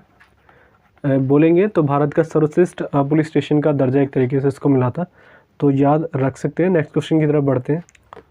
नेक्स्ट क्वेश्चन क्या हमारा, वर्ल्ड वेगन डे हाल ही में कब मनाया गया, world vegan day celebrated recently when was, तो इसका राइट आंसर क्या हो जाएगा, फर्स्ट हो जाएगा, 1 नवंबर को। और मैंने आपको वेगन के बारे में आपको कई बार बोला है, देखिए एक तो होता है वेजिटेरियन, वेजिटेरियन में आप कोई भी नॉनवेज यूज़ नहीं करते, खाते नहीं है, तो उसको वेजिटेरियन कहा जाता है। बट वेगन वो होता है जिसमें आप किसी भी तरीके से दूध हो, जैसे गाय है, ठीक है, या भैंस है, किसी भी तरीके से किसी गाय या भैंस किसी भी बकरी वगैरह का दूध भी इसमें इंक्लूड किया जाता है, क्योंकि वो शरीर से ही निकलता है, तो उसको कहा जाता है कि अगर आप उसको लेते हैं तो आप वेगन नहीं है। वेगन मतलब आप हर चीज़ से बिल्कुल ही यूज़ नहीं करते, उसको वेगन कहा जाता है। तो ये अभी हाल ही में 1 नवंबर को मनाया गया था। और अच्छा मैंने आपको एक चीज़ बताया, 1 नवंबर से भी याद रखिएगा 1 अक्टूबर क्या होता है, वर्ल्ड वेजिटेरियन डे भी मनाया जाता है। अब देखिए नवंबर मंथ में जितने इंपॉर्टेंट डेज रहे, थीम के साथ मैं आपको कोशिश करता हूँ बताने की, इनको आपको एटलीस्ट याद ही रखना है, बाकी आप कितने भी याद कर लीजिए कम ही पढ़ते हैं, बट मैं आपको बोलूँगा वही इंपॉर्टेंट पे ही ज़्यादा वर्क करे, ज़्यादा पे ज़्यादा भागने की ज़रूरत नहीं है। फिर है नेशनल आयुर्वेद डे, कब मनाया गया, 2 नवंबर को, ठीक है, नेशनल आयुर्वेद डे। इसकी थीम भी याद रखिएगा, थीम मैंने यहाँ लिखी नहीं है, फिर भी मैं आपको बता देता हूँ, थीम है इसकी आयुर्वेद फॉर पोषण, ठीक है, आयुर्वेद फॉर पोषण, पोषण बिल्कुल वैसे ही है जो हिंदी में होता है, तो याद रख सकते हैं, थीम ज़रूरी बन जाता है। 2 नवंबर में भी हाल ही में मनाया गया था। इसके बाद हम बात करें, अब देखिए एक और चीज़ याद रखिएगा, आयुष मंत्रालय आ गया। देखिए आयुर्वेद आया तो आयुष मंत्रालय से रिलेटेड मैं आपको बता दूं, आयुष मंत्रालय ने योग के लिए एक तरीके से जागरूक करने के लिए, अवेयरनेस फैलाने के लिए एक ऐप लॉन्च किया था अभी हाल ही में, क्या नाम था उसका, वाई ब्रेक, तो ज़रूर याद रखिएगा, ऐसे क्वेश्चन पूछे जाते हैं। और अगर मैं आपको बता दूं, आयुष मंत्रालय ने एक पोर्टल भी लॉन्च किया था, क्या पोर्टल का नाम था, नमस्ते योग, योग से रिलेशन था उसका। तो ये सब चीज़ें याद रखिएगा, क्वेश्चन दोनों मैंने आपको आयुर्वेद से रिलेटेड बता दिए। अगला हमारा कौन सा है, वन हेल्थ डे, तो ये है 3 नवंबर को, इतना इंपॉर्टेंट नहीं है, याद भी कर सकते, स्किप भी कर सकते, बट मैंने दिखा दिया कि ये भी है एक डे, ठीक है। फिर इसके बाद है वर्ल्ड सुनामी अवेयरनेस डे, ठीक है। सुनामी देखिए जो लिखा हुआ है ना, इसमें टी साइलेंट होता है, कई बार स्पेलिंग मिस्टेक्स में पूछा गया है एसएससी जैसे एग्जामिनेशंस में, तो याद रख सकते हैं। 5 नवंबर को बनाया गया था ये, और इसकी थीम भी याद रखिएगा, थीम भी बता देता हूँ मैं आपको, और ये ज़रूरी है, इंपॉर्टेंट डे है, इसको ज़रूर याद रखिएगा, पूछने के चांसेस हो जाते हैं। इसका है सेंडाई 7 कैंपेन, यहाँ दोबारा मैं लिख देता हूँ, क्या है इसका, SENDAI, आपका हो जाएगा 7 कैंपेन, ठीक है, तो ज़रूर याद रखेंगे, ये इसका थीम रहा था इस बार का वर्ल्ड सुनामी डे का। फिर आगे चलते हैं, नेशनल कैंसर अवेयरनेस डे, ये 7 नवंबर को, ये भी ज़रूर याद रखना आपको। और देखिए कैंसर आ जाता है, मैं आपको बोलता हूँ हमेशा, इसमें ज़रूर याद रखना है वर्ल्ड कैंसर डे, ये कब मनाया जाता है, 4 फरवरी को मनाया जाता है वर्ल्ड कैंसर डे। और इसकी थीम भी याद रखिएगा, I am and I will, ठीक है, I am and I will, ठीक है, ये इसकी थीम थी। 4 फरवरी को मनाया जाता है ये, कई बार स्टैटिक वाइज ही पूछा जाता है, राइट। और इसके बाद अगर हम 7 नवंबर की बात करें, अच्छा एक चीज़ और बता दो, 7 नवंबर को ही 133वीं जयंती मनाई गई थी। किन की मनाई गई थी अभी हाल ही में? याद रखिएगा, सीवी रमन। इनके बारे में आपको कई बार बता चुका हूँ, नॉर्मली सभी जानते होंगे। इन्होंने रमन प्रभाव की, जिसको कहते हैं रमन इफेक्ट की खोज करी थी। इसी के लिए इनको, इन्होंने खोज करी थी 1928 में, बट इसी के लिए इनको 1930 में नोबेल प्राइज़ दिया गया था। तो आपको ये भी याद रखना है, सीवी रमन का नाम, ठीक है। तो क्वेश्चन ऐसे कई बार पूछे गए, तो आपको याद रखने की ज़रूरत है। अच्छा एक चीज़ और बता दीजिएगा, 28 फरवरी को इन्होंने खोज करी थी, और वो डे कौन सा था जिसके कारण आज के टाइम पे एक डे मनाया जाता है जो साइंस से रिलेटेड है? कमेंट बॉक्स में अगर किसी को पता है तो ज़रूर बताएं, क्वेश्चन ज़रूरी है ये, ठीक है। आगे देखते हैं, आगे हमारा कौन सा है? वर्ल्ड अर्बनाइजेशन डे 8 नवंबर है ये। इसके बाद अगर हम बात करें ट्राइबल, ये ज़रूरी डे नहीं जो मैं आपको बता रहा हूँ, फिर भी आप देख सकते हैं। इसके बाद हम बात कर लेते हैं, आपका आ जाता है कौन सा? World science day for piece and development. यह भी हाल ही में मनाया गया था आपका 10 नवंबर को। थीम याद रखिएगा, building climate ready communities, right. और जैसे हम बात कर लेते हैं आगे, अच्छा 11 नवंबर भी एक आ गया था, मैंने छोड़ दिया आपको शायद, वो था आपका नेशनल एजुकेशन डे। ये आपका है 11 नवंबर को मनाया गया था। और ये क्यों मनाया जाता है मैंने आपको कई बार बताया है, किसके लिए? अब्दुल कलाम आज़ाद, अबुल कलाम आज़ाद जिनको कहा जा सकता है, उनकी जयंती है, ठीक है। जयंती जो हमारे कौन थे? फर्स्ट शिक्षा मंत्री थे हमारे। कई बार मैंने आपको इनके बारे में बताया, हमारे देश के फर्स्ट शिक्षा मंत्री भी रहे थे, और इनको भारत रत्न दिया गया था 1992 में। और सबसे बड़ी क्वेश्चन देखिए क्या पूछा था, आईएनसी के जो इंटरनेशनल कांग्रेस के थे, सबसे यंगेस्ट चेयरपर्सन या चेयरमैन कह सकते हैं, प्रेसिडेंट कह सकते हैं आईएनसी के, सबसे यंगेस्ट जो प्रेसिडेंट थे आईएनसी के वो थे हमारे मौलाना अबुल कलाम आज़ाद, ठीक है। इनकी एक बुक बहुत पूछी जाती है मौलाना अबुल कलाम के हिसाब से बता दूँ, India wins freedom, India wins freedom, इनकी बहुत फेमस बुक है, कई बार पूछी गई तो आप याद रख सकते हैं। अच्छा इंडिया 2020 किनकी थी? अबुल कलाम आज़ाद की, सॉरी अब्दुल कलाम आज़ाद की, जिन थे एपीजे अब्दुल कलाम आज़ाद, ठीक है। इनकी थी इंडिया 2020। इनके बारे में सुपर इम्पॉर्टेंट पर्सनैलिटी तो सभी जानते होंगे, बस मैं आपको ये बता रहा था, ये क्वेश्चन ऐसे पूछे जाते हैं, ठीक है। और कहाँ पर थे हम, ये देख लिया था, बिल्डिंग क्लाइमेट रेडी कम्युनिटीज़। फिर है world pneumonia day. Pneumonia day बहुत पूछा जाता है, न्यूमोनिया डे बहुत बार पूछा जाता है, आपको याद रखना है 12 नवंबर को, और ये स्टैटिक वाइज भी बहुत बार पूछा गया है, ठीक है। अच्छा 12 नवंबर को एक और डे मनाया गया था, कौन सा? पब्लिक सर्विस ब्रॉडकास्टिंग डे, ठीक है। ये ज़रूरी नहीं है, फिर भी आप याद रख सकते हैं, 12 नवंबर को ही मनाया गया था, बट वर्ल्ड न्यूमोनिया डे ज़रूर याद रखना है। और ये अब मैं आपको बता दूँ, इसकी स्पेलिंग मिस्टेक्स बहुत पूछी जाती है न्यूमोनिया की, तो आप याद रख सकते हैं। और जैसे मैं आपको बता रहा था, पब्लिक सर्विस ब्रॉडकास्टिंग डे मनाया गया था आपका 12 नवंबर को। क्यों मनाया जाता है 12 नवंबर को? तो 12 नवंबर 1947 के दिन ही ऑल इंडिया रेडियो से किन्होंने, महात्मा गांधी जी ने, जो शरणार्थी आए थे, जो वहाँ से पाकिस्तान जब पार्टीशन हो गया था, तो उनको संबोधित करा था महात्मा गांधी जी ने 12 नवंबर को, इसलिए मनाया जाता है। इसलिए इंपॉर्टेंट डे नहीं बोल सकते ज़्यादा, बस कई बार पूछा जाता है, आप याद रख सकते हैं, इसलिए मैंने आपको बेसिकली बता दिया। ऑल इंडिया रेडियो की स्थापना कब हुई थी? 1936 में हुई थी, ये जरूर याद रखेंगे। और इसका एक तरीके से नाम का बदल दिया गया था, आकाशवाणी कहते हैं 1956 में, बट आपको याद रखना है ऑल इंडिया रेडियो की स्थापना हुई थी 1936 में। क्वेश्चन पूछे गए कई बार, ठीक है। और आगे की तरफ बढ़ते हैं, कौन सा है हमारा नेशनल प्रेस डे कब मनाया गया था? ये 16 नवंबर को, ठीक है। आगे की तरफ बढ़ते हैं, वर्ल्ड डायबिटीज डे, बहुत ज़रूरी डे है ये, 14 नवंबर को मनाया जाता है। इसकी थीम थी access to diabetes care, right. आगे की तरफ बढ़े, अगला कौन सा है? Audit day. ये इतना इंपॉर्टेंट नहीं है, आप याद रख सकते हैं, छोड़ भी सकते हैं, फिर भी मैं आपको बता रहा हूँ, इतना ज़रूरी नहीं है ऑडिट डे, ठीक है। इसके बाद हम बात कर लेते हैं इंटरनेशनल डे ऑफ टॉलरेंस, ये 16 नवंबर को मनाया गया था। और इसके बाद हम बात कर लेते हैं कौन सा हमारा नेशनल एपिलेप्सी डे। अब देखिए होता क्या है, मिर्गी दिवस कह सकते हैं आप, ठीक है। तो इसका थीम क्या थी? Healthy lungs never more important, ये इसकी थीम थी। वर्ल्ड टॉयलेट डे बहुत ज़रूरी है, ज़रूर याद रखेंगे, इसकी थीम थी वैल्यूइंग टॉयलेट्स। इसके बाद हम बात करते हैं वर्ल्ड चिल्ड्रंस डे, 12 नवंबर को, 20 नवंबर को मनाया गया था। इसकी थीम थी a better future for every child. और लास्ट है इसका हम वर्ल्ड फिशरीज डे 21 नवंबर, फिर है वर्ल्ड टेलीविज़न डे 21 नवंबर, इसके बाद है नेशनल मिल्क डे, बहुत ज़रूरी है, सुपर इंपॉर्टेंट, मार्क कर लीजिएगा, 26 नवंबर को मनाया जाता है, तो ज़रूर याद रखिएगा। फिर इसके बाद तो आप सभी जानते हो कि सुपर इंपॉर्टेंट डे है हमारा कॉन्स्टिट्यूशन डे ऑफ इंडिया 26 नवंबर। तो ये जो दो लास्ट के हैं ये तो सुपर इंपॉर्टेंट, याद रखिएगा, ऐसे क्वेश्चन पूछा जाता है। और कई बार टेलीविज़न डे भी पूछा गया स्टैटिक जीके में, तो इतना हमको याद रखने। आगे की तरफ बढ़ते हैं। नेक्स्ट क्वेश्चन क्या हमारा, John Lang wanderer of Hindustan slanderer in Hindustani पुस्तक के लेखक कौन है? ये तो इसका राइट आंसर देख लेते हैं। राइट आंसर क्या हो जाएगा, अमित रंजन हो जाएगा फर्स्ट, राइट। अब देखिए ये बुक ज़रूरी बन जाती है, क्यों बन जाती है मैं आपको बता दूँ। जॉन लैंग के बारे में, इस बारे में डिस्क्रिप्शन दे रखा है इस पूरी बुक के अंदर। देखिए रानी लक्ष्मीबाई के एक तरीके से बोले थे वकील थे ये, और इन्होंने ही उस समय उनसे रिलेशन जो भी कार्रवाई हुआ करती थी, आप सभी जानते हैं क्या क्या कंडीशंस रही थी, तो उस समय वकील थे, इसलिए इन्हीं के बारे में डिटेल में दे रखा है।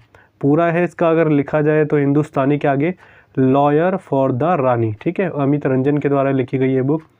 और जैसे मैंने आपको बता दिया इनके बारे में, रानी लक्ष्मीबाई का जरूर याद रखिएगा, कई बार पूछा गया है कि रानी लक्ष्मीबाई का नाम आप निक नेम जानते हैं, बचपन का नाम था मनु, राइट। और अगर हम बात करें इनके बारे में, कौन से युद्ध में इनकी मृत्यु हुई थी, तो कालपी का युद्ध था, ठीक है, कालपी। यह रेलवेज का पूछा गया क्वेश्चन, और मैं आपको कई बार बोलता हूँ हमको एटलीस्ट ये याद रखना है, राइट। और अगर हम बात करें, देखिए एक और मैं आपको बुक बता दूँ, writing for my life, Ruskin bond की थी, अभी हाल ही में एक आई थी, राइटिंग फॉर माई लाइफ। तो ये बुक भी जरूर याद रखिएगा, ये किनकी थी, रस्किन बॉन्ड की, रस्किन बॉन्ड। और देखिए मैं आपको कई बार बोल चुका हूँ, कई लोग मेरे पे कमेंट बॉक्स में बोलते हैं कि रस्किन बॉन्ड और जॉन रस्किन के बारे में हमें क्लियर नहीं हो रहा, क्योंकि कंफ्यूज हो जाते हैं। जॉन रस्किन अलग थे और रस्किन बॉन्ड अलग थे। जॉन रस्किन कौन थे, मैं इनका नाम भी यहाँ पे लिख देता हूँ कि आपको फिर क्लियर हो जाए। और हर बार मैं आपको बताने की कोशिश करता हूँ, क्योंकि ऑप्शन में दोनों का नाम आता है और ये दोनों ही राइटर हैं एक अच्छे, ठीक है। रस्किन बॉन्ड का रिलेशन एक तरीके से बात करें तो पूरी तरीके से इंडिया से भी कह सकते हैं, थोड़ा बहुत बेसिकली कसोली जो हिमाचल प्रदेश में, उससे रिलेशन था इनका, और इन्होंने बहुत सी बुक्स लिखी हैं। बट अगर हम बात करें इनके बारे में जॉन रस्किन की, तो जॉन रस्किन से महात्मा गांधी जी बहुत प्रभावित थे, ठीक है। इनका मैं आपको बताया था दो व्यक्ति थे, एक तरीके से गोपाल कृष्ण गोखले ने इन दोनों के बारे में पढ़ने को बोला था। तो जॉन रस्किन की बहुत सी चीज़ों से बहुत फेमस पसंद करते थे महात्मा गांधी जी। मैंने आपको बताया इनकी एक फेमस बुक थी, वो आप कमेंट बॉक्स में बता सकते हैं, जिससे प्रभावित होकर इन्होंने एक न्यूज़पेपर निकाला था सर्वोदय। पूरा उन्होंने डिटेल में इनकी उस स्किल को, राइटिंग को पढ़ा, और उससे बहुत प्रभावित होकर उन्होंने इसी न्यूज़पेपर को लिखा था महात्मा गांधी जी ने। तो ये याद रखिएगा, कई बार पूछा था महात्मा गांधी जी किन से ज़्यादा प्रभावित थे, तो जॉन रस्किन थे, और एक थे लियो टॉलस्टॉय, लियो टॉलस्टॉय, ठीक है। तो जरूर याद रखिएगा इन दोनों का नाम, ये दोनों से बहुत प्रभावित है महात्मा गांधी जी, तो दोनों अंतर है। और रस्किन बॉन्ड की एक और मैं आपको कृति बता दूं, जिसको रचना कह सकते हैं, इनकी थी रूम ऑन द रूफ। ये पूछा जाता है, रूम ऑन द रूफ, ये पूछा जाता है कि इनके द्वारा बुक लिखी गई है, तो ये नहीं की है ये, ठीक है, रस्किन बॉन्ड की। तो इतने हमको याद रखने हैं। और आपको ये भी हाल ही में एक और रही थी, स्टार्स इन माई स्काई, ठीक है, it stars in my sky, ये बुक किनकी है, अभी हाल ही में किन्होंने लिखी थी, दिव्या दत्ता ने लिखी थी, ज़रूरी बुक है। और अब मैं आपको नवंबर मंथ की ज़रूरी बता देता हूँ, जो ज़रूरी रही है आपको याद रखनी पड़ेगी नवंबर मंथ की इंपॉर्टेंट बुक्स। ये भी एक ज़रूरी टॉपिक है, क्योंकि हमारे एग्जामिनेशन में ऐसे क्वेश्चन बहुत पूछे जाते हैं। मॉडर्न इंडिया, ठीक है, इसके कौन है, मॉडर्न इंडिया जो लॉन्च की थी, पहली बात रखिएगा इसके राइटर है पूनम दलाल, और इसको एक तरीके से लॉन्च किन्होंने किया था, तो याद रखिएगा मनोहर लाल खट्टर है, जो हरियाणा के चीफ मिनिस्टर हैं, और ये पूनम दलाल ने इनको इस बुक को लिखा था। आगे पढ़ते हैं। आगे हमारा कौन सा, the sage with two horns, ये है सुधा मूर्ति, ठीक है, इन्होंने लिखी थी सुधा मूर्ति ने, और इनके बारे में आपको कई बार बता चुका हूँ सुधा मूर्ति के बारे में।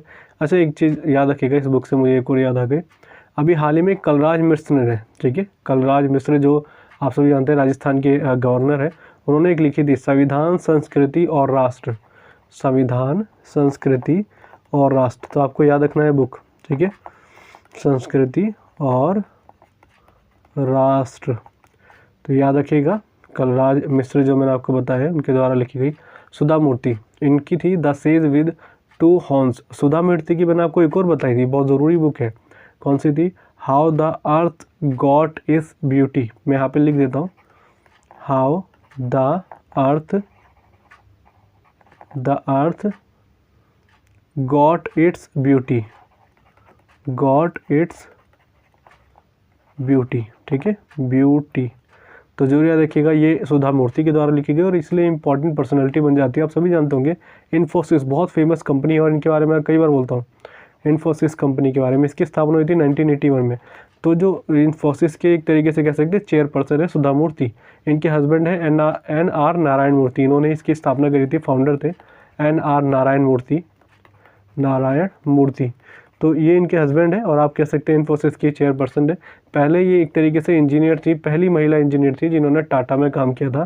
फिर इसके बाद इन्होंने खुद अपनी आईटी कंपनी खोली थी इन्फोसिस के नाम से। तो जरूर याद रखिएगा। और इन्फोसिस का हेडक्वार्टर बहुत बार पूछा गया है, सन भी याद रखना और आपको हेडक्वार्टर याद रखना है बेंगलुरु में। बेंगलुरु में बहुत हेडक्वार्टर है, जैसा आईटी कंपनी आपकी विप्रो, इसकी भी हेडक्वार्टर आपको कहाँ मिलेगा, यहीं पर है। इसकी स्थापना याद रखिएगा विप्रो की 1945 में। और अगर हम बात करें एक और है HAL, हिंदुस्तान एयरोनॉटिक लिमिटेड, बहुत ज़रूरी है, 1940 में इसकी स्थापना हुई थी। इसका हेडक्वार्टर भी आपका बेंगलुरु में है।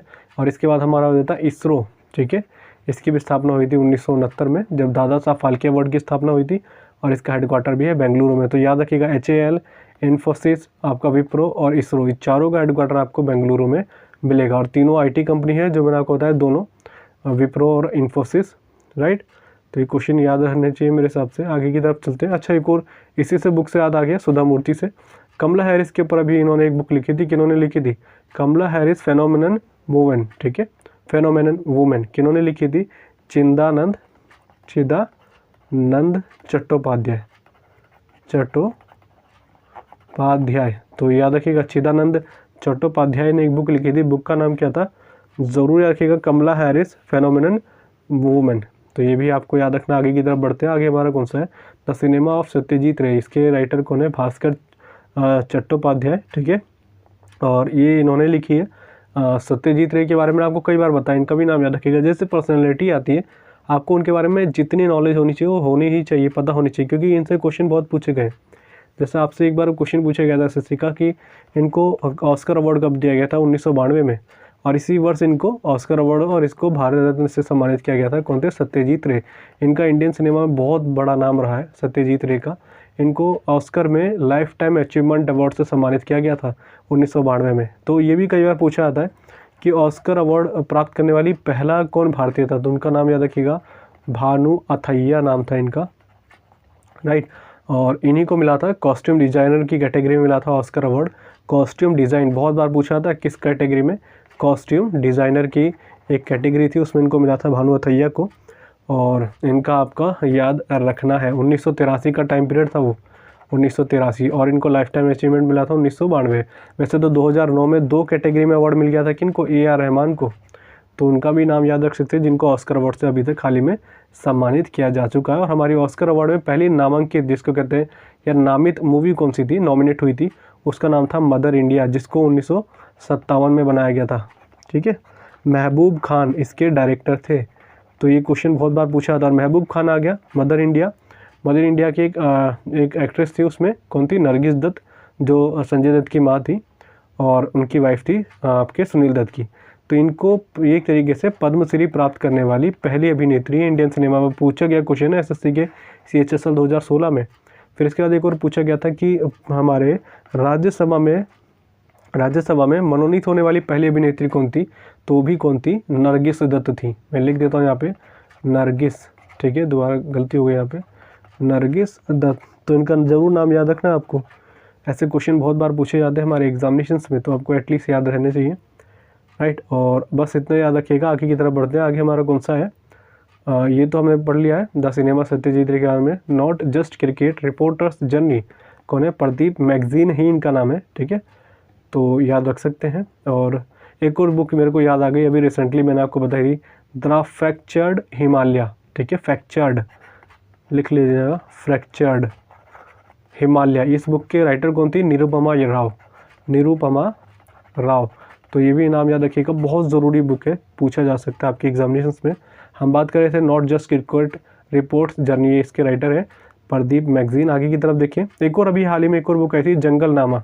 इसके राइटर कौन थे? एक तरीके से ऑडियो बुक बोल सकते हैं, और वो थे अमिताभ घोष। ये नाम मैंने आपको कई बार बोला, बहुत ज़रूरी याद रखिएगा, अमिताभ घोष। कौन सी बुक लिखी इन्होंने? भी हाल ही में मैंने जो आपको बोला है, जंगलनामा आ जाता तो आपको याद रखना, जंगल बुक किन्होंने लिखी थी? जंगल बुक रुडयार्ड किपलिंग ने, ठीक है, रुडयार्ड किपलिंग, जितनी हो सकता है आप ऐसे ही याद रखें, किपलिंग ने लिखी थी। और अगर इसी के हिसाब से एक और बुक आपने मूवी देखी होगी हैरी पॉटर, ठीक है, हैरी पॉटर, उसके राइटर कौन है आप कमेंट बॉक्स से ज़रूर बताइएगा, बहुत बार पूछा जाता है हैरी पॉटर के राइटर कौन है। तो हम बात कर रहे थे जंगलनामा, अमिताभ घोष ने लिखी थी। अमिताभ घोष एकमात्र ऐसे व्यक्ति है जिनको, मैं यहाँ बता देता हूँ लिख के, बहुत बार पूछा जाता है, एकमात्र ऐसे व्यक्ति जिनको ज्ञानपीठ पुरस्कार से सम्मानित किया गया है। अब ये मैं बोल रहा हूँ तो आप थोड़े कन्फ्यूज हो होंगे, ज्ञानपीठ पुरस्कार से तो बहुतों को सम्मानित किया गया, बट इंग्लिश में एक तरीके से इस अवार्ड को प्राप्त करने वाले एकमात्र व्यक्ति हैं।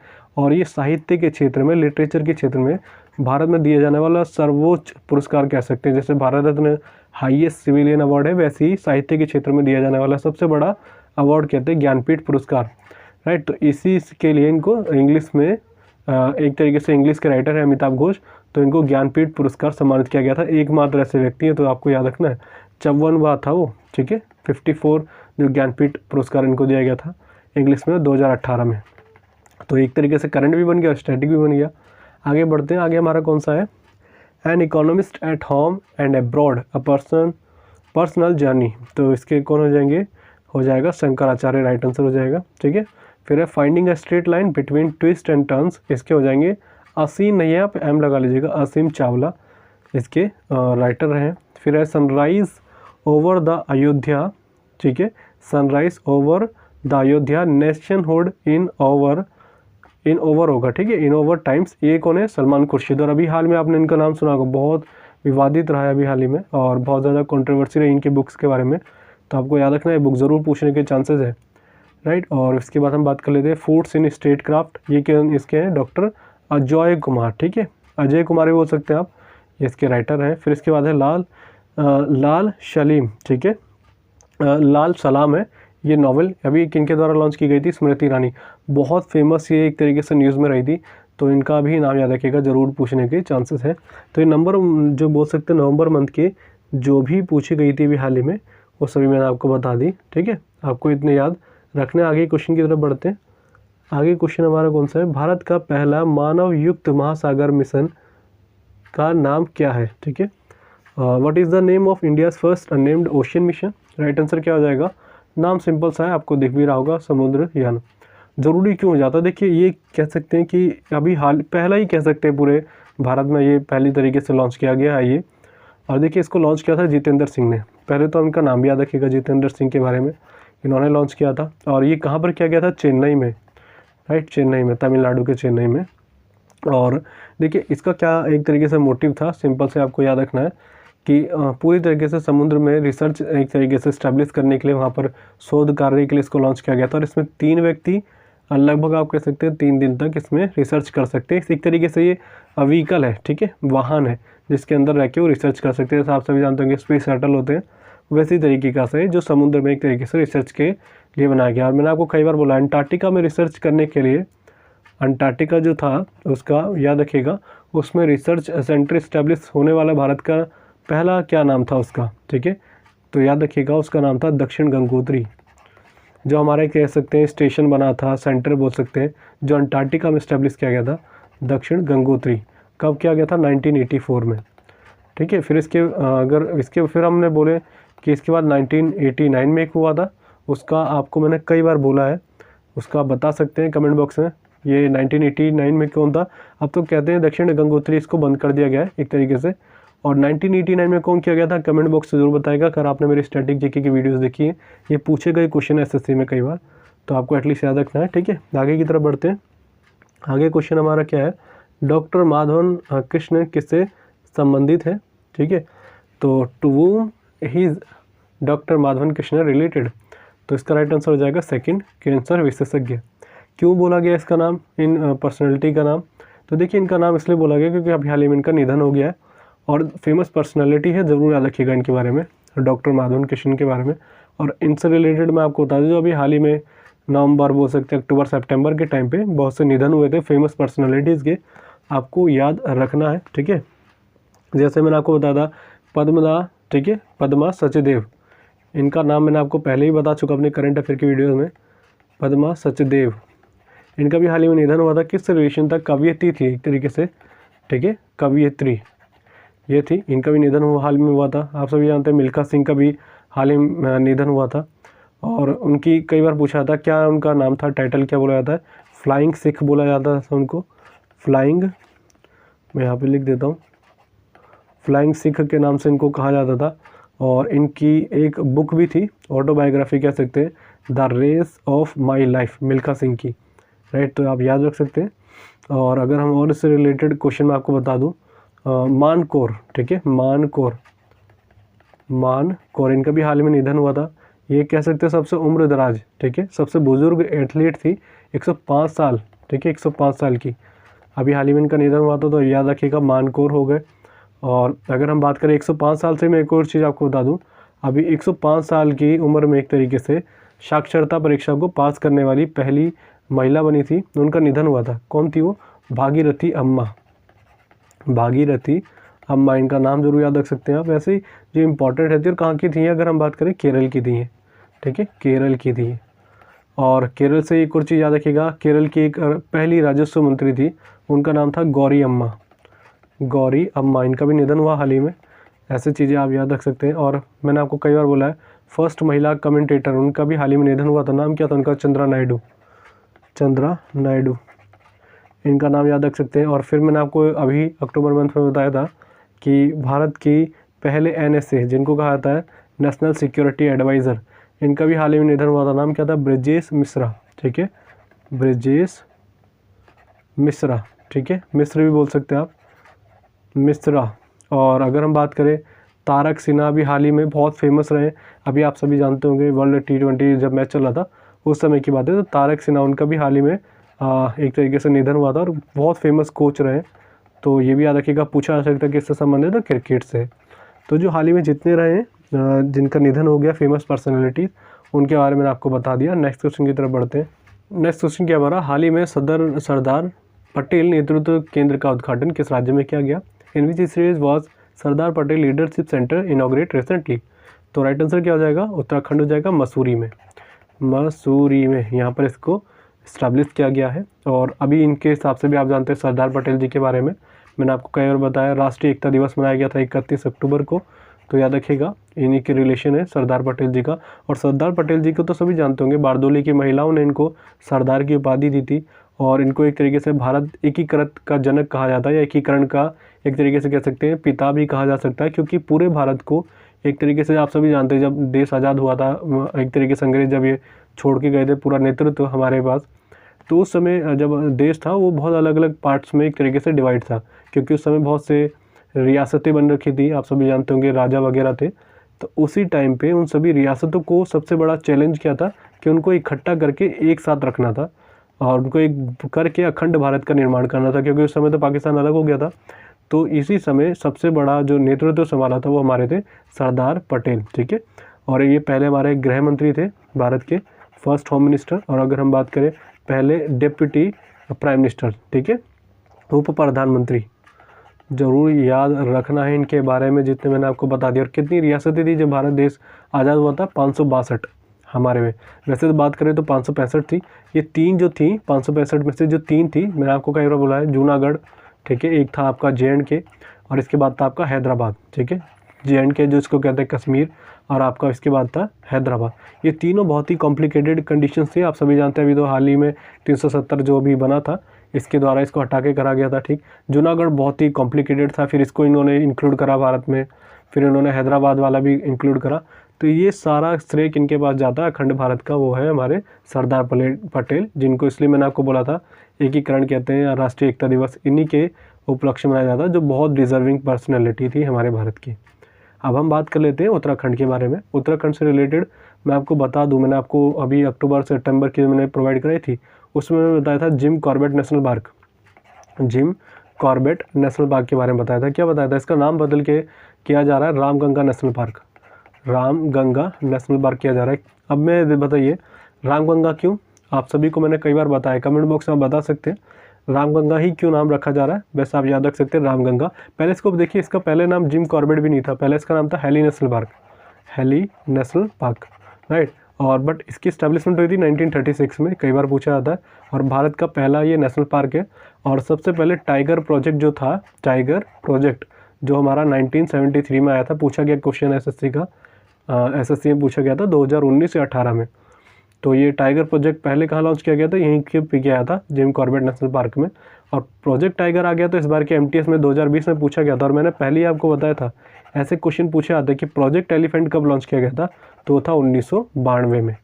तो सन जरूर याद रखिए, ऐसे क्वेश्चन पूछने के चांसेस आते हैं। हम आगे की तरफ बढ़ रहे थे, मैं आपको बता रहा था किसके बारे में, उत्तराखंड के बारे में। उत्तराखंड से रिलेटेड आपको बहुत चीज़ें याद रखनी है।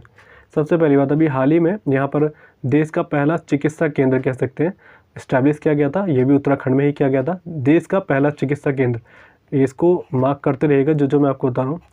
चिकित्सा केंद्र बना हमारे, और ये बना कहाँ पर आपका पूरी तरीके से बोलेंगे तो इंडिया में, उत्तराखंड में।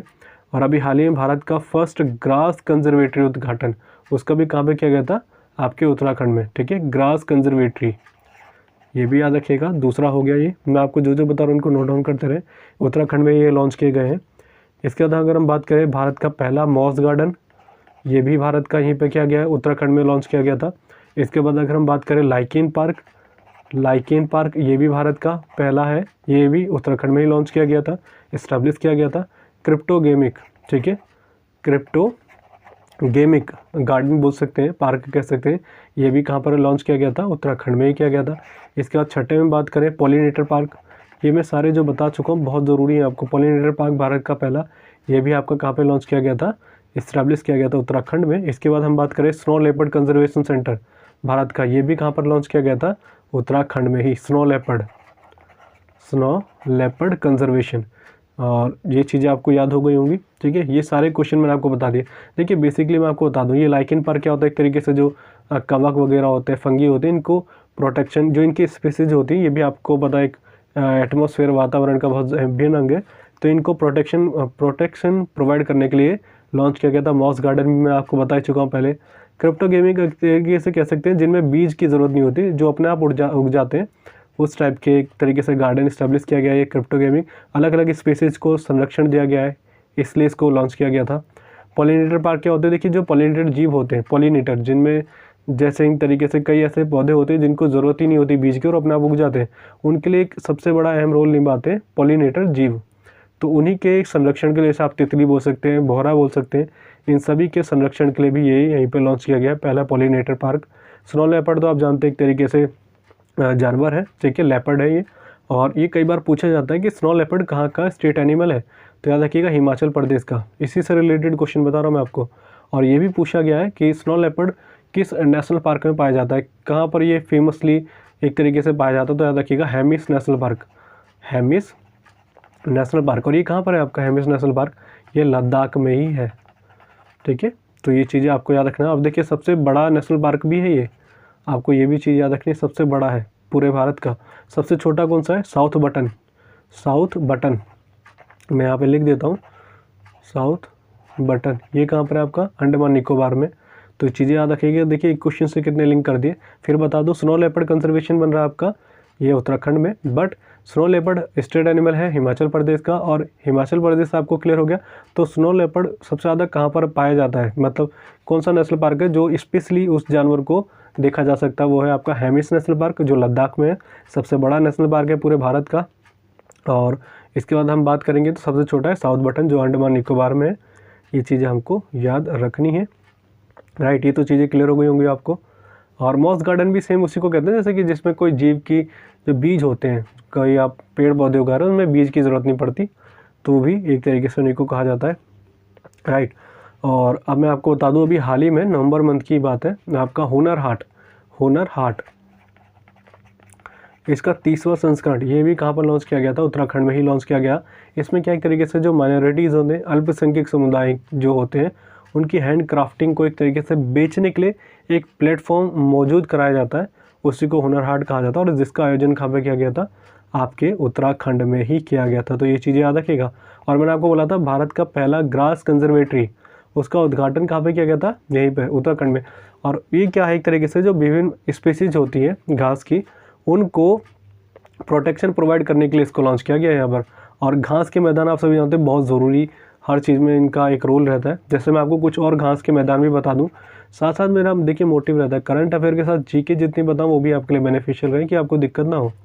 जैसे आपको जानते होंगे कि ऑस्ट्रेलिया में एक पाया जाता है घास के मैदान। ऑस्ट्रेलिया में कौन सा पाया जाता है, उसका नाम बहुत बार पूछा जाता है, डाउन्स। हिंदी में लिख देता हूँ मैं, डाउन्स, राइट।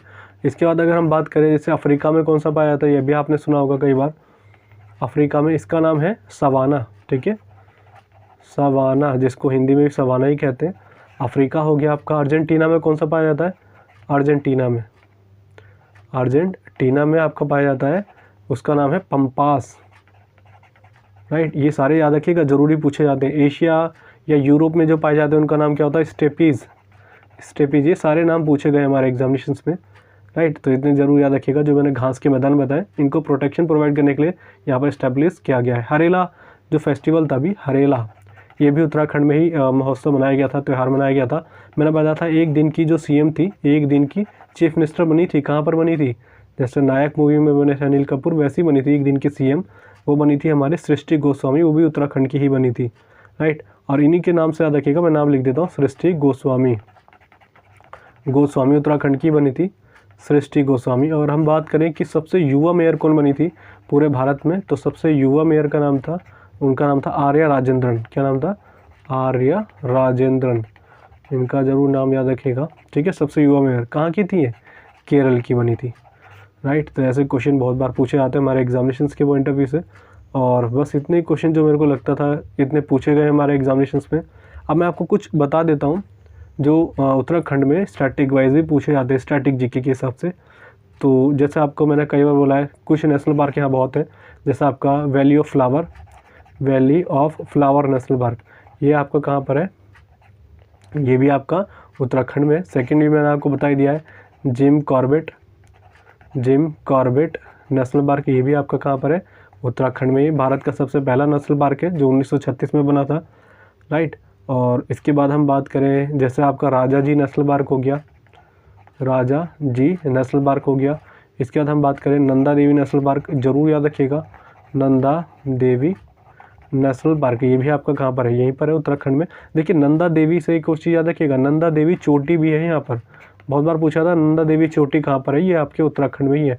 और नंदा देवी चोटी भारत की बोलेंगे तो 3rd हाईएस्ट पीक है, थर्ड। अब इसमें लोग बहुत कंफ्यूज रहते हैं, मैं आपको जल्दी जल्दी क्लियर कर दूं। 3rd हाईएस्ट पीक क्यों कहा जाता है, देखिए पहली हाईएस्ट पीक है हमारे भारत की, वो है K2 जिसको कहते हैं गॉडविन ऑस्टिन, और दूसरी हमारी है कंचनजंगा,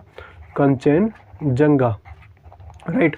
इसके बाद हम बात कर लेते हैं, ये देखिए ये U है, N है, ठीक है, कंचनजंगा। तीसरे नंबर पे क्या आ जाती है, नंदा देवी। देखिए कई लोग बोलते हैं K2 नहीं है हमारा, K2 हमारा ही पार्ट है। अगर हम बात करें तो ये POK में है, ये पाक ऑक्यूपाइड कश्मीर में, बट हम तो कंसिडर ये कहेंगे क्योंकि POK हमारा पार्ट है तो इसलिए हम K2 हमारा ही पार्ट बोला जाता है, इसलिए हाईएस्ट पीक हमारे देश की है K2। अगर ऑप्शन में नहीं आता तो आप कंचनजंगा के साथ जरूर जाएँ, भारत की सबसे छोटी ऊँची ये हो जाएगी, बट ऑप्शन में आपका K2 ही आता है और हमारा पार्ट है POK, इसलिए हम इसको कंसिडर करते हैं।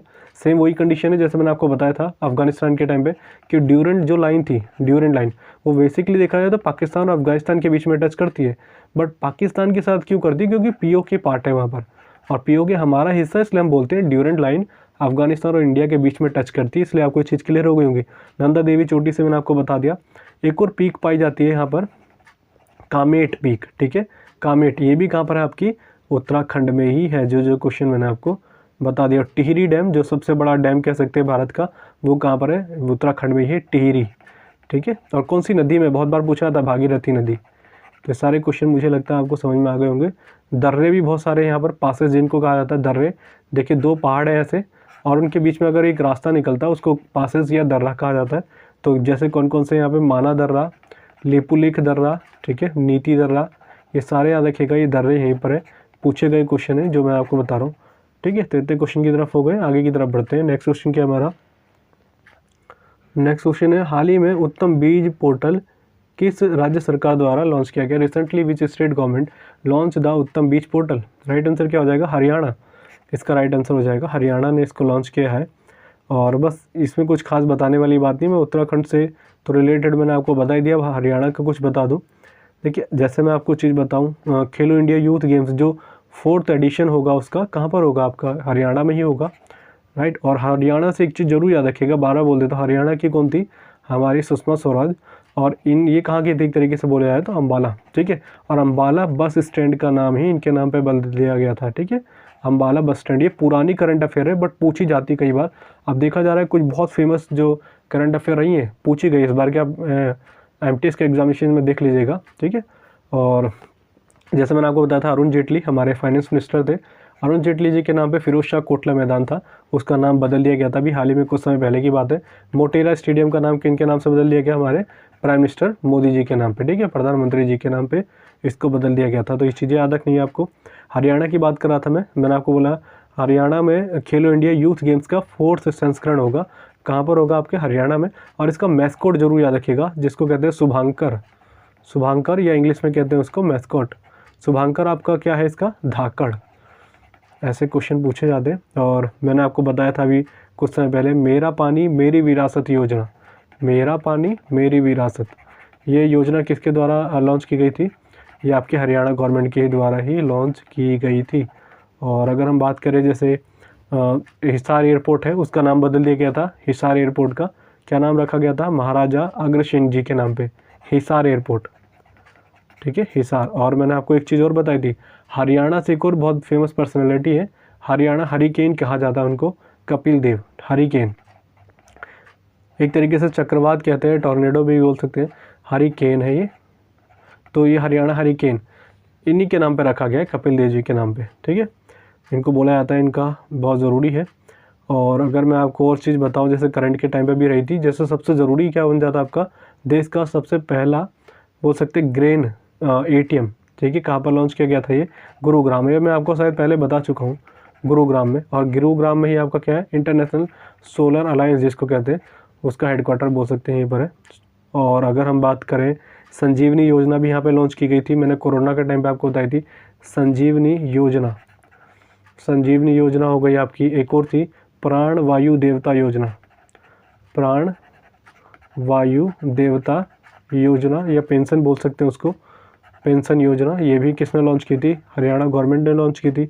और ये आपको बता रखा है, कई जगह आपने सुना भी होगा, सरकारी कर्मचारियों को चुनाव में भाग नहीं लेना है, उसमें 100% रेस्ट्रिक्शन लगा दिया था ये हरियाणा गवर्नमेंट ने ही।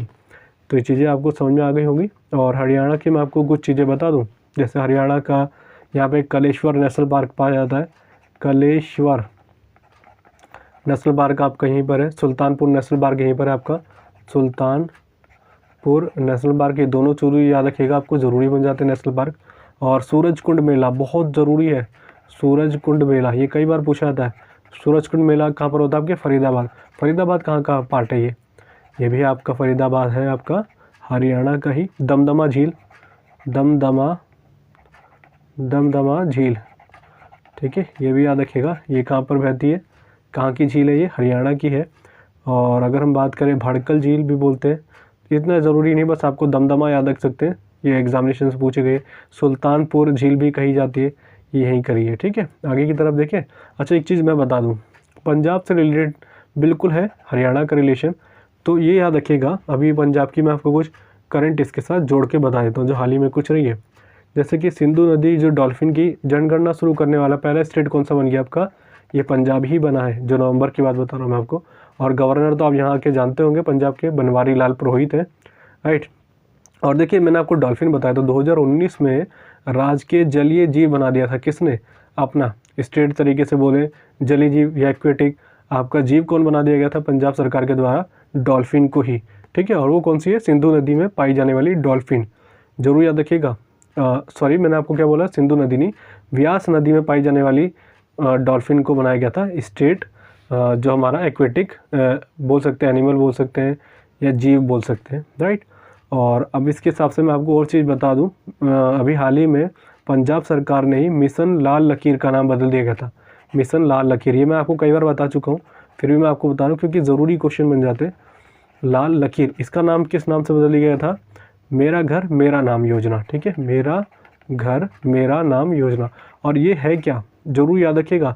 मैंने बता रखा आपको, अभी मैंने जो बताया था आपको कि लगभग मैंने 3 घंटे की वीडियो प्रोवाइड कराई है पूरे साल की, उसके अंदर बताया, ज़रूर देख लीजिएगा वीडियो बहुत डिटेल में।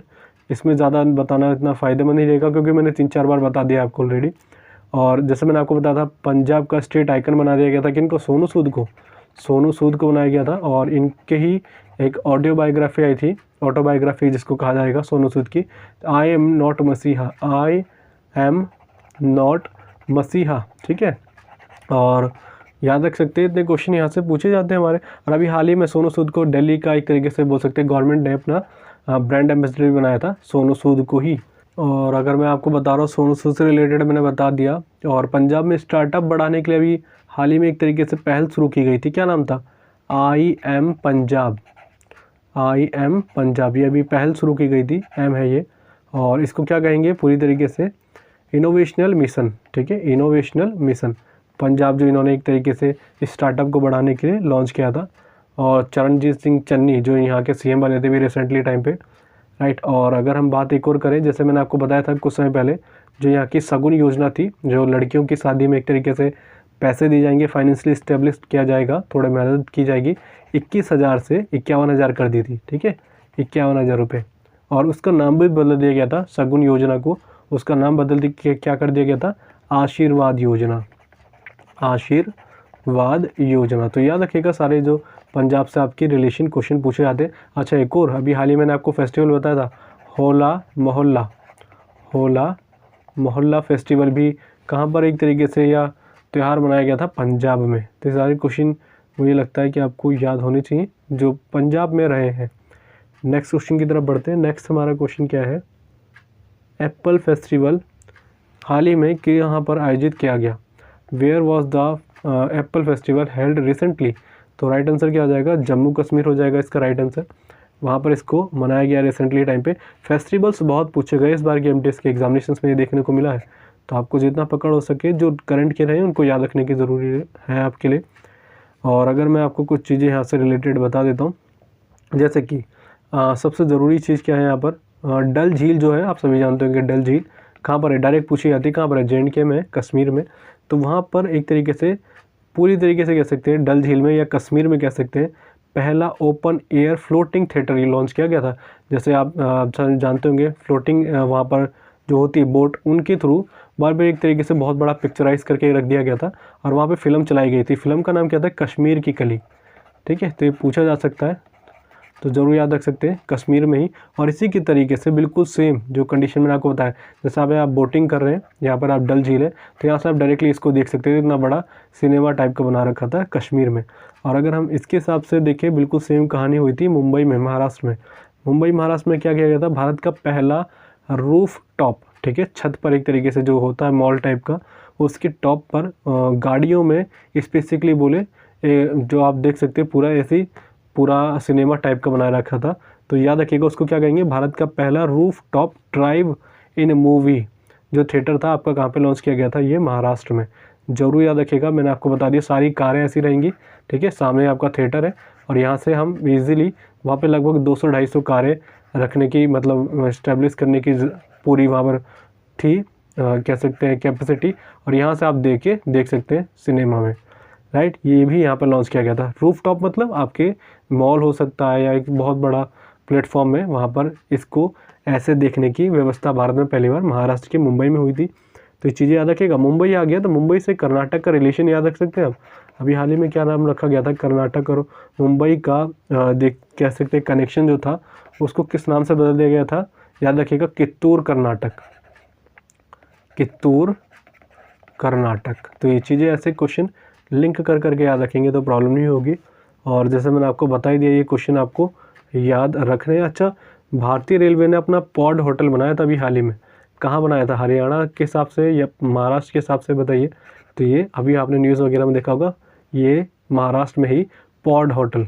अब ये पॉड होटल क्या एक तरीके से, तो यहाँ पर आप 900 रुपये दे के 12 घंटे रह सकते हैं, ठीक है। जैसा आप ट्रैवल करके आए हैं तो वहाँ पर थोड़ा रेस्ट करना चाह रहे हैं, अच्छा टाइम स्पेंड करना चाह रहे हैं, तो ये पॉड होटल यहाँ पर लॉन्च किया गया है। कहाँ पर, ये महाराष्ट्र में ही किया गया है, मुंबई सेंट्रल लेवल में, ठीक है, मुंबई सेंट्रल रेलवे ने। तो चीज़ें याद रखिएगा, महाराष्ट्र से रिलेटेड मैंने आपको बता दी क्वेश्चन जो हमारे एग्जामिनेशन से पूछने के चांसेस है करंट अफेयर के। आगे बढ़ते हैं। नेक्स्ट क्वेश्चन ये हमारा, हाल ही में आयोजित सेटमैक्स युद्ध अभ्यास भारत का किस देश के साथ हुआ, with which country did India recently held Set Max exercise. तो इसके बारे में आपको पहले ही बता चुका हूँ और अभी रिसेंटली हुआ है, तो इसका राइट आंसर क्या हो जाएगा? देखिए इसका सिंगापुर प्लस में थाईलैंड, और इनके साथ भारत ने करा था। ठीक है, ये तीनों के साथ हुआ था सेट मैक्स। और अभी हाल ही में एक और हुआ था शक्ति, ये किन किन के बीच में हुआ है? भारत एंड फ्रांस के बीच में हुआ है, तो ज़रूर याद रखें ये भी, राइट। तो ये भी रिसेंटली 2 युद्धाभ्यास वॉर एक्सरसाइज हुई थी, जो अभी नवंबर के टाइम पे हुई, बालक की, जो मैं आपको ऑलरेडी बता ही चुका हूँ पहले। ठीक है, अब देखिए मैं रिसेंटली, जैसे आप सभी जान रहे हैं कि इंटरनेशनल एक तरीके से इवेंट है, तो मैं जो रहती हैं नवंबर में वो सारी एक साथ कंपाइल करके आपको बता देता हूँ जो इस बार रही थी। जैसे कि यूनेस्को के एग्जीक्यूटिव बोर्ड के लिए भारत को चुना था, कब से कब तक के लिए चुन लिया है? 2021 से लेकर 2025। ठीक है, 21 से 25 तक चुना गया है। जो आपका एक और चीज़ बता दूं, यूनेस्को से रिलेटेड है, अगर हम बात करें UNWTO, इसको फुल फॉर्म क्या कहेंगे? United Nations World Tourism Organization, right. इसने अभी हाल ही में इसके द्वारा तेलंगाना के एक गाँव को बेस्ट टूरिज्म प्लेस बोला है। ठीक है, बेस्ट टूरिज्म प्लेस ये कौन सा है? अगर हम सबसे पहली बात याद रखें तो हमारा स्टेट हो जाएगा तेलंगाना, बट अगर उस जगह का नाम बोला जाए, अगर हम प्लेस की बात करें तो होगा पोचमपल्ली। ठीक है, पोचमपल्ली, ये न्यूज़ में बहुत था, तो आप याद रखिएगा। अगर आप जैसे न्यूज़ सुनते हैं, मैं ऑडियो की बात कर रहा हूँ, रेडियो वगैरह में, तो ये बहुत ज़्यादा मैम फेमस हुआ था, राइट। अगर हम एक और बताऊँ, अभी हाल ही में एक इंडेक्स आया था, क्या नाम था उसका? Global briber risk list. ठीक है, इंडेक्स बोल सकते हैं, लिस्ट बोल सकते हैं, यहाँ पे लिख देता हूँ ग्लोबल ब्राइबर। अब आप इससे समझ रहे होंगे क्या है इसका मतलब, रिस्क लिस्ट। इसमें ये 2021 की थी, इसमें भारत का रैंक क्या रहा था? भारत का रैंक रहा था 88 नंबर। मतलब क्या है? रिश्वतखोरी मामला अगर बोले, रिश्वतखोरी जोखिम, उस लिस्ट में भारत की रही थी 88 रैंक। ये ज़्यादा ज़रूरी इंडेक्स नहीं था, इसलिए मैंने आपको ऐसे ही कैजुअली बता दिया। हाँ, इससे ज़्यादा ज़रूरी क्या है? क्लाइमेट चेंज परफॉर्मेंस इंडेक्स, याद रखिएगा, climate change performance index, performance index, इसका याद रखिएगा। भारत की रैंक कितनी रही है? 10th रैंक रही है भारत की इसमें। और अगर एक और मैं आपको बता दूं, अभी हाल ही में नवंबर की बात है, public affairs index, public affairs index, ये भी अभी हाल ही में लॉन्च किया गया था। इसमें स्टेट वाइज है, अगर इंडिया की बात करें तो इसमें फर्स्ट रहा था केरल। ठीक है, केरल ये एक तरीके से इंडिया के ही अंदर की बता रहा हूँ मैं आपको, जो इंडेक्स रहते हैं। और अभी हाल ही में एक और इंडेक्स आया था, वो बहुत फेमस रहा था, आपने सभी ने न्यूज़ वगैरह में देखा होगा, स्वच्छ सर्वेक्षण 2021, जो हर साल इंडेक्स आता है, उसमें हमेशा की तरीके से 5वीं बार बना है। कौन सा? नंबर 1 पे हमारा इंदौर, 5वीं बार। अब देखिए आपको ज़्यादा क्या याद रखना है कि 5वीं बार कौन सा बना है।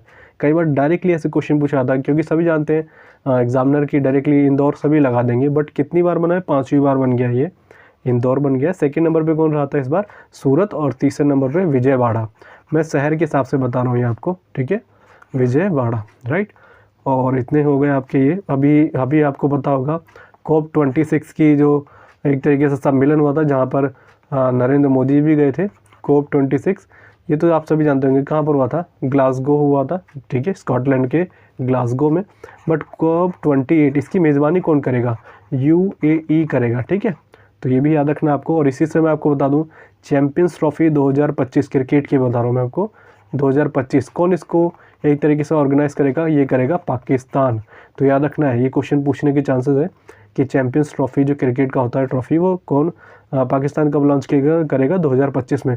और अभी T20 वर्ल्ड कप का मैं आपको बता दूँ, T20 वर्ल्ड कप जो होंगे अगले आपके 2023 में 22 में, सॉरी, वो होंगे आपके ऑस्ट्रेलिया में। और जो अभी हाल ही में हुए थे, कहाँ पर हुए थे? UAE में हुए थे, ठीक है, वो भी याद रखिएगा। और उसको जीता किसने था? ऑस्ट्रेलिया ने ही जीता था, न्यूजीलैंड को हरा के। तो ये भी हाल ही में न्यूज़ में रहा था, ज़रूर याद रखिएगा, राइट। और अगर हम बात करें जैसे कि अभी एक और चीज़ इम्पॉर्टेंट बन जाती है, 1 ग्लोबल वियतनाम समिट, ठीक है, 1 ग्लोबल वियतनाम समिट, ये कहाँ पर हुई थी? ये याद रखिएगा, फ्रांस में। तो ये भी इंटरनेशनल लेवल के हिसाब से मैं आपको समझा रहा हूँ। और फ्रांस के भी जानते हैं, पेरिस में 2024 में समर ओलंपिक होंगे, तो ये भी आपको याद रखना है। अच्छा, यूनाइटेड नेशंस के FAO इसकी फुल फॉर्म क्या है? कमेंट बॉक्स में आप बता सकते हैं, बहुत बार मैंने आपको बताया है, ठीक है। FAO समिट में भाग लेने वाले फर्स्ट भारतीय राज्य अगर बोले स्टेट कौन सा बन गया है, वो है तेलंगाना। तो ये भी आपको याद रखना है, ज़रूरी है, ठीक है। यूनाइटेड नेशंस FAO, और मैं आपको चलो बता ही देता हूँ, कमेंट बॉक्स के लिए छोड़ देते हैं ऐसी। फूड एंड एग्रीकल्चर ऑर्गेनाइजेशन, इसकी स्थापना हुई थी 16 अक्टूबर 1945 में हुई थी। तो आपको ज़रूर याद रखना इसके बारे में। और इसलिए 16 अक्टूबर को क्या मनाते हैं, वर्ल्ड फूड डे के रूप में हम मनाते हैं। और सबसे ज़रूरी क्या हो जाएगा, अभी हाल ही में ऑक्सफोर्ड डिक्शनरी ने वर्ड ऑफ द ईयर को कौन सा वर्ड इन्होंने बनाया था, ऑक्सफोर्ड डिक्शनरी ने, तो याद रखिएगा वैक्स। अभी ऑक्सफोर्ड इंग्लिश डिक्शनरी क्या बता रहा हूँ मैं, वर्ड ऑफ द ईयर बनाया था इन्होंने वैक्स। तो इतने क्वेश्चन ज़रूरी हैं, याद रख सकते हैं, जो हमारे लिए ज़रूरी बन जाते हैं इंटरनेशनल लेवल के। नवंबर में इतने ही रहते हैं। आगे की तरफ बढ़ें। आगे क्या हमारा, उज्ज्वला योजना 2.0 को किस राज्य में शुरू किया गया, इन विच स्टेट उज्ज्वला योजना 2.0 वाज स्टेटेड। तो इसका राइट आंसर क्या हो जाएगा, उत्तर प्रदेश। उत्तर प्रदेश की किस जगह से इसको शुरू किया गया, महोबा। महोबा में इसको शुरू किया गया था। और आप सभी जानते होंगे ये 2.0 है, तो इसका मतलब पहले भी स्टार्टिंग हो चुकी होगी इसकी। तो जो 1.0 कह सकते हैं, स्टार्टिंग इसकी कहाँ पर हुई थी, उज्ज्वला योजना की। पहले आपको याद रखना है डेट 1 मई 2016 में हुई थी। और जगह कौन सी थी, बलिया, यूपी में। तो ऐसे क्वेश्चन जरूर याद रखिएगा। मैंने आपको बोला था जो प्रधानमंत्री मोदी की जो भी प्लानिंग रही है, जैसा आपके गंगा मिशन था, ठीक है, गंगा परियोजना कह सकते हैं, बहुत से परियोजना थी, स्वच्छ भारत वाला मिशन कब कब लॉन्च किया गया था, इनको जरूर याद रख लीजिएगा। मैं वीडियो प्रॉपरली बनाने की कोशिश करूंगा इसके ऊपर। आगे अगर हम देख लेते हैं, यूपी के बारे में बात कर रहे थे, यूपी से रिलेटेड बता दूं अभी मैं आपको, न्यूज़ में बहुत रहा था क्या, पूर्वांचल एक्सप्रेस वे, वो किसने उसका उद्घाटन किया था, पूर्वांचल एक्सप्रेस वे उसका लॉन्च किया था, उद्घाटन किया था उत्तर प्रदेश में प्रधानमंत्री मोदी जी के द्वारा, ठीक है, याद रखेंगे।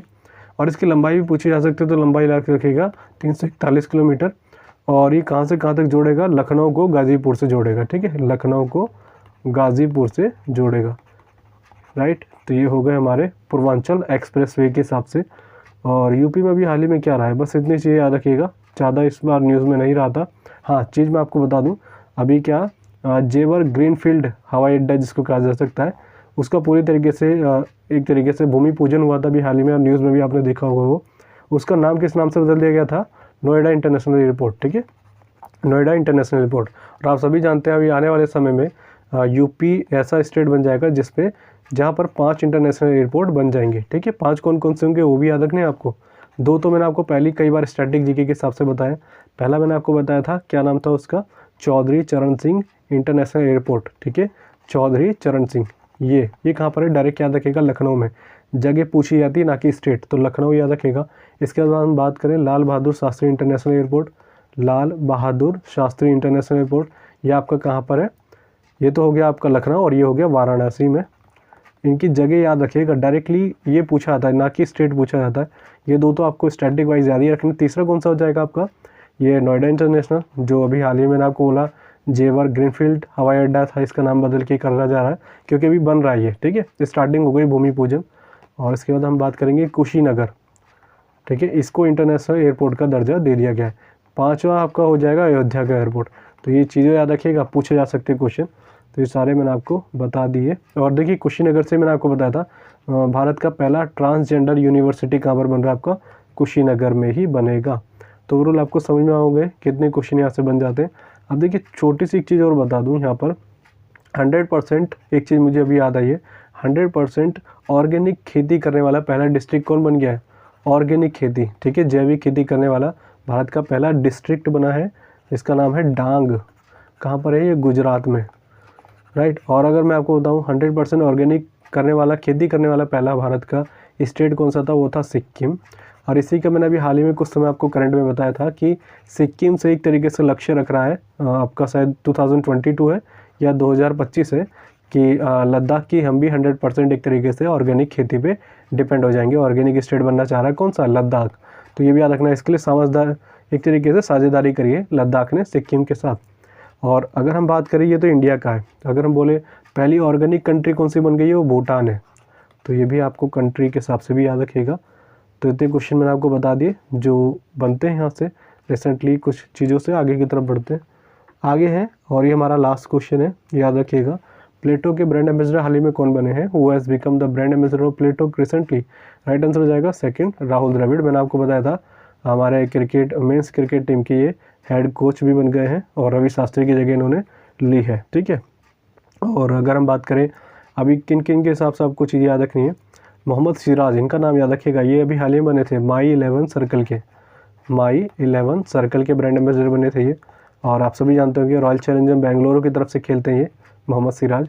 और जैसे हम बात करें इनके बाद कौन है, नीरज चोपड़ा। इनको किन के बनाया गया था, टाटा AI लाइफ इंश्योरेंस, ठीक है, AIA, ये इसके लाइफ इंश्योरेंस के बने हैं हमारे नीरज चोपड़ा। और सभी जानते होंगे गोल्ड मेडल लिया था इन्होंने। और अमिताभ बच्चन किसके बने हैं, ये बने थे एमवे इंडिया के। एमवे इंडिया के कौन और बने थे, अभी मीराबाई चानू भी बनी थी, तो याद रखिएगा एमवे इंडिया के भी कौन बन गए, अमिताभ बच्चन बने हैं। टाटा के मैंने आपको बता ही दिया है। और जैसे मैंने आपको बताया था, प्लेटो एक तरीके से फुटवेयर कंपनी है ये, प्लेटो कंपनी। और अभी हाल ही में रियलमी के बने थे, रियलमी जिसके फ़ोन वगैरह मिलते हैं रियलमी के, इसके बने थे KL राहुल। और इसके अलावा मैं बोलूँ फायर बोल्ट के कौन बने थे, फायर बोल्ट, इसके बने थे विराट कोहली। और ग्रेट लर्निंग के भी ये भी बने थे, आपने इनके ऐड भी देखेंगे विराट कोहली के, ग्रेट लर्निंग ऐप उसके बने थे ये, लिख देता हूँ मैं, ग्रेट लर्निंग ऐप, ठीक है, इसके बने थे कौन, विराट कोहली बने थे। और मैरी कॉम के बारे में आपको बता दूं, मैरी कॉम भी हाल ही में ट्राईफेड के बनी है, ट्राईफेड, इसकी फुल फॉर्म मैं आपको कई बार बता चुका हूँ, ट्राईफेड आदि महोत्सव, इसकी ब्रांड एम्बेसडर कौन बनी है आपकी, याद रखिएगा MC मैरी कॉम बनी थी। अब तो ये चीज़ें याद रखनी है आपको। फायर बोल्ट का मैंने आपको बता ही दिया है। तो ये सारे जो भी नवंबर मंथ में रहे आपको ब्रांड एम्बेसडर, ये याद रखने हैं, ठीक है। तो बस यही था आज की वीडियो के लिए, इतना ही जितना मैंने आपको प्रोवाइड कराया। एक लिंक ज़रूर बोलूँगा मैं आपको इसके साथ लिंक करके कि प्लीज़ शेयर ज़रूर करें इसको, कंटेंट अगर आपको अच्छा लगता है। लाइक आप सभी करते हैं, मैंने देखा है कि मेरी वीडियोस में बहुत ही रेयर चांसेस होते हैं कोई डिसलाइक करता है, पर कोई नहीं, अगर आपको पसंद नहीं आते तो डिसलाइक भी कर सकते हैं, बट अगर कंटेंट पसंद आए तो ज़रूर लाइक और शेयर करें, ठीक है। और यही बोलूँगा आपको, मैंने 6 आवर्स की वीडियो प्रोवाइड करा रखी है, मेरे दूसरे चैनल पर देख लीजिएगा GK कैफ़े, ठीक है। ये इसका जो मैं इस वीडियो में आप देख रहे हैं GK कैफ़े 2.0, इसमें मैं ओनली करंट अफेयर की वीडियोस डालता हूँ। उसमें आपको सारी GK की मिलेंगी, वकेब की मिलेगी आपको। और अब मैं कुछ टाइम से सोच रहा हूँ कि मैथ के ऊपर भी लाऊंगा, तो आप जाके और स्टैटिक GK की और हिस्ट्री की, जहाँ भी आपको ज़रूरत है इनकी आप ई-बुक ले सकते हैं। लिंक आपको डिस्क्रिप्शन मिल जाएगा, नहीं तो व्हाट्सएप नंबर मैंने आपको दे रखा है। और वकेब की भी है, अगर आप वकेब की तैयारी कर रहे हैं, सिनोनिम्स एंटोनिम्स की, बहुत लोगों को फ़ायदा हुआ है, तो इनको आप ले सकते हैं। प्लेलिस्ट वगैरह देख लीजिएगा, प्लेलिस्ट में आपको सारी चीज़ें मिल जाएंगी। तो बस यही कहूँगा, लाइक शेयर जरूर करें। आज की वीडियो के लिए इतना, थैंक यू।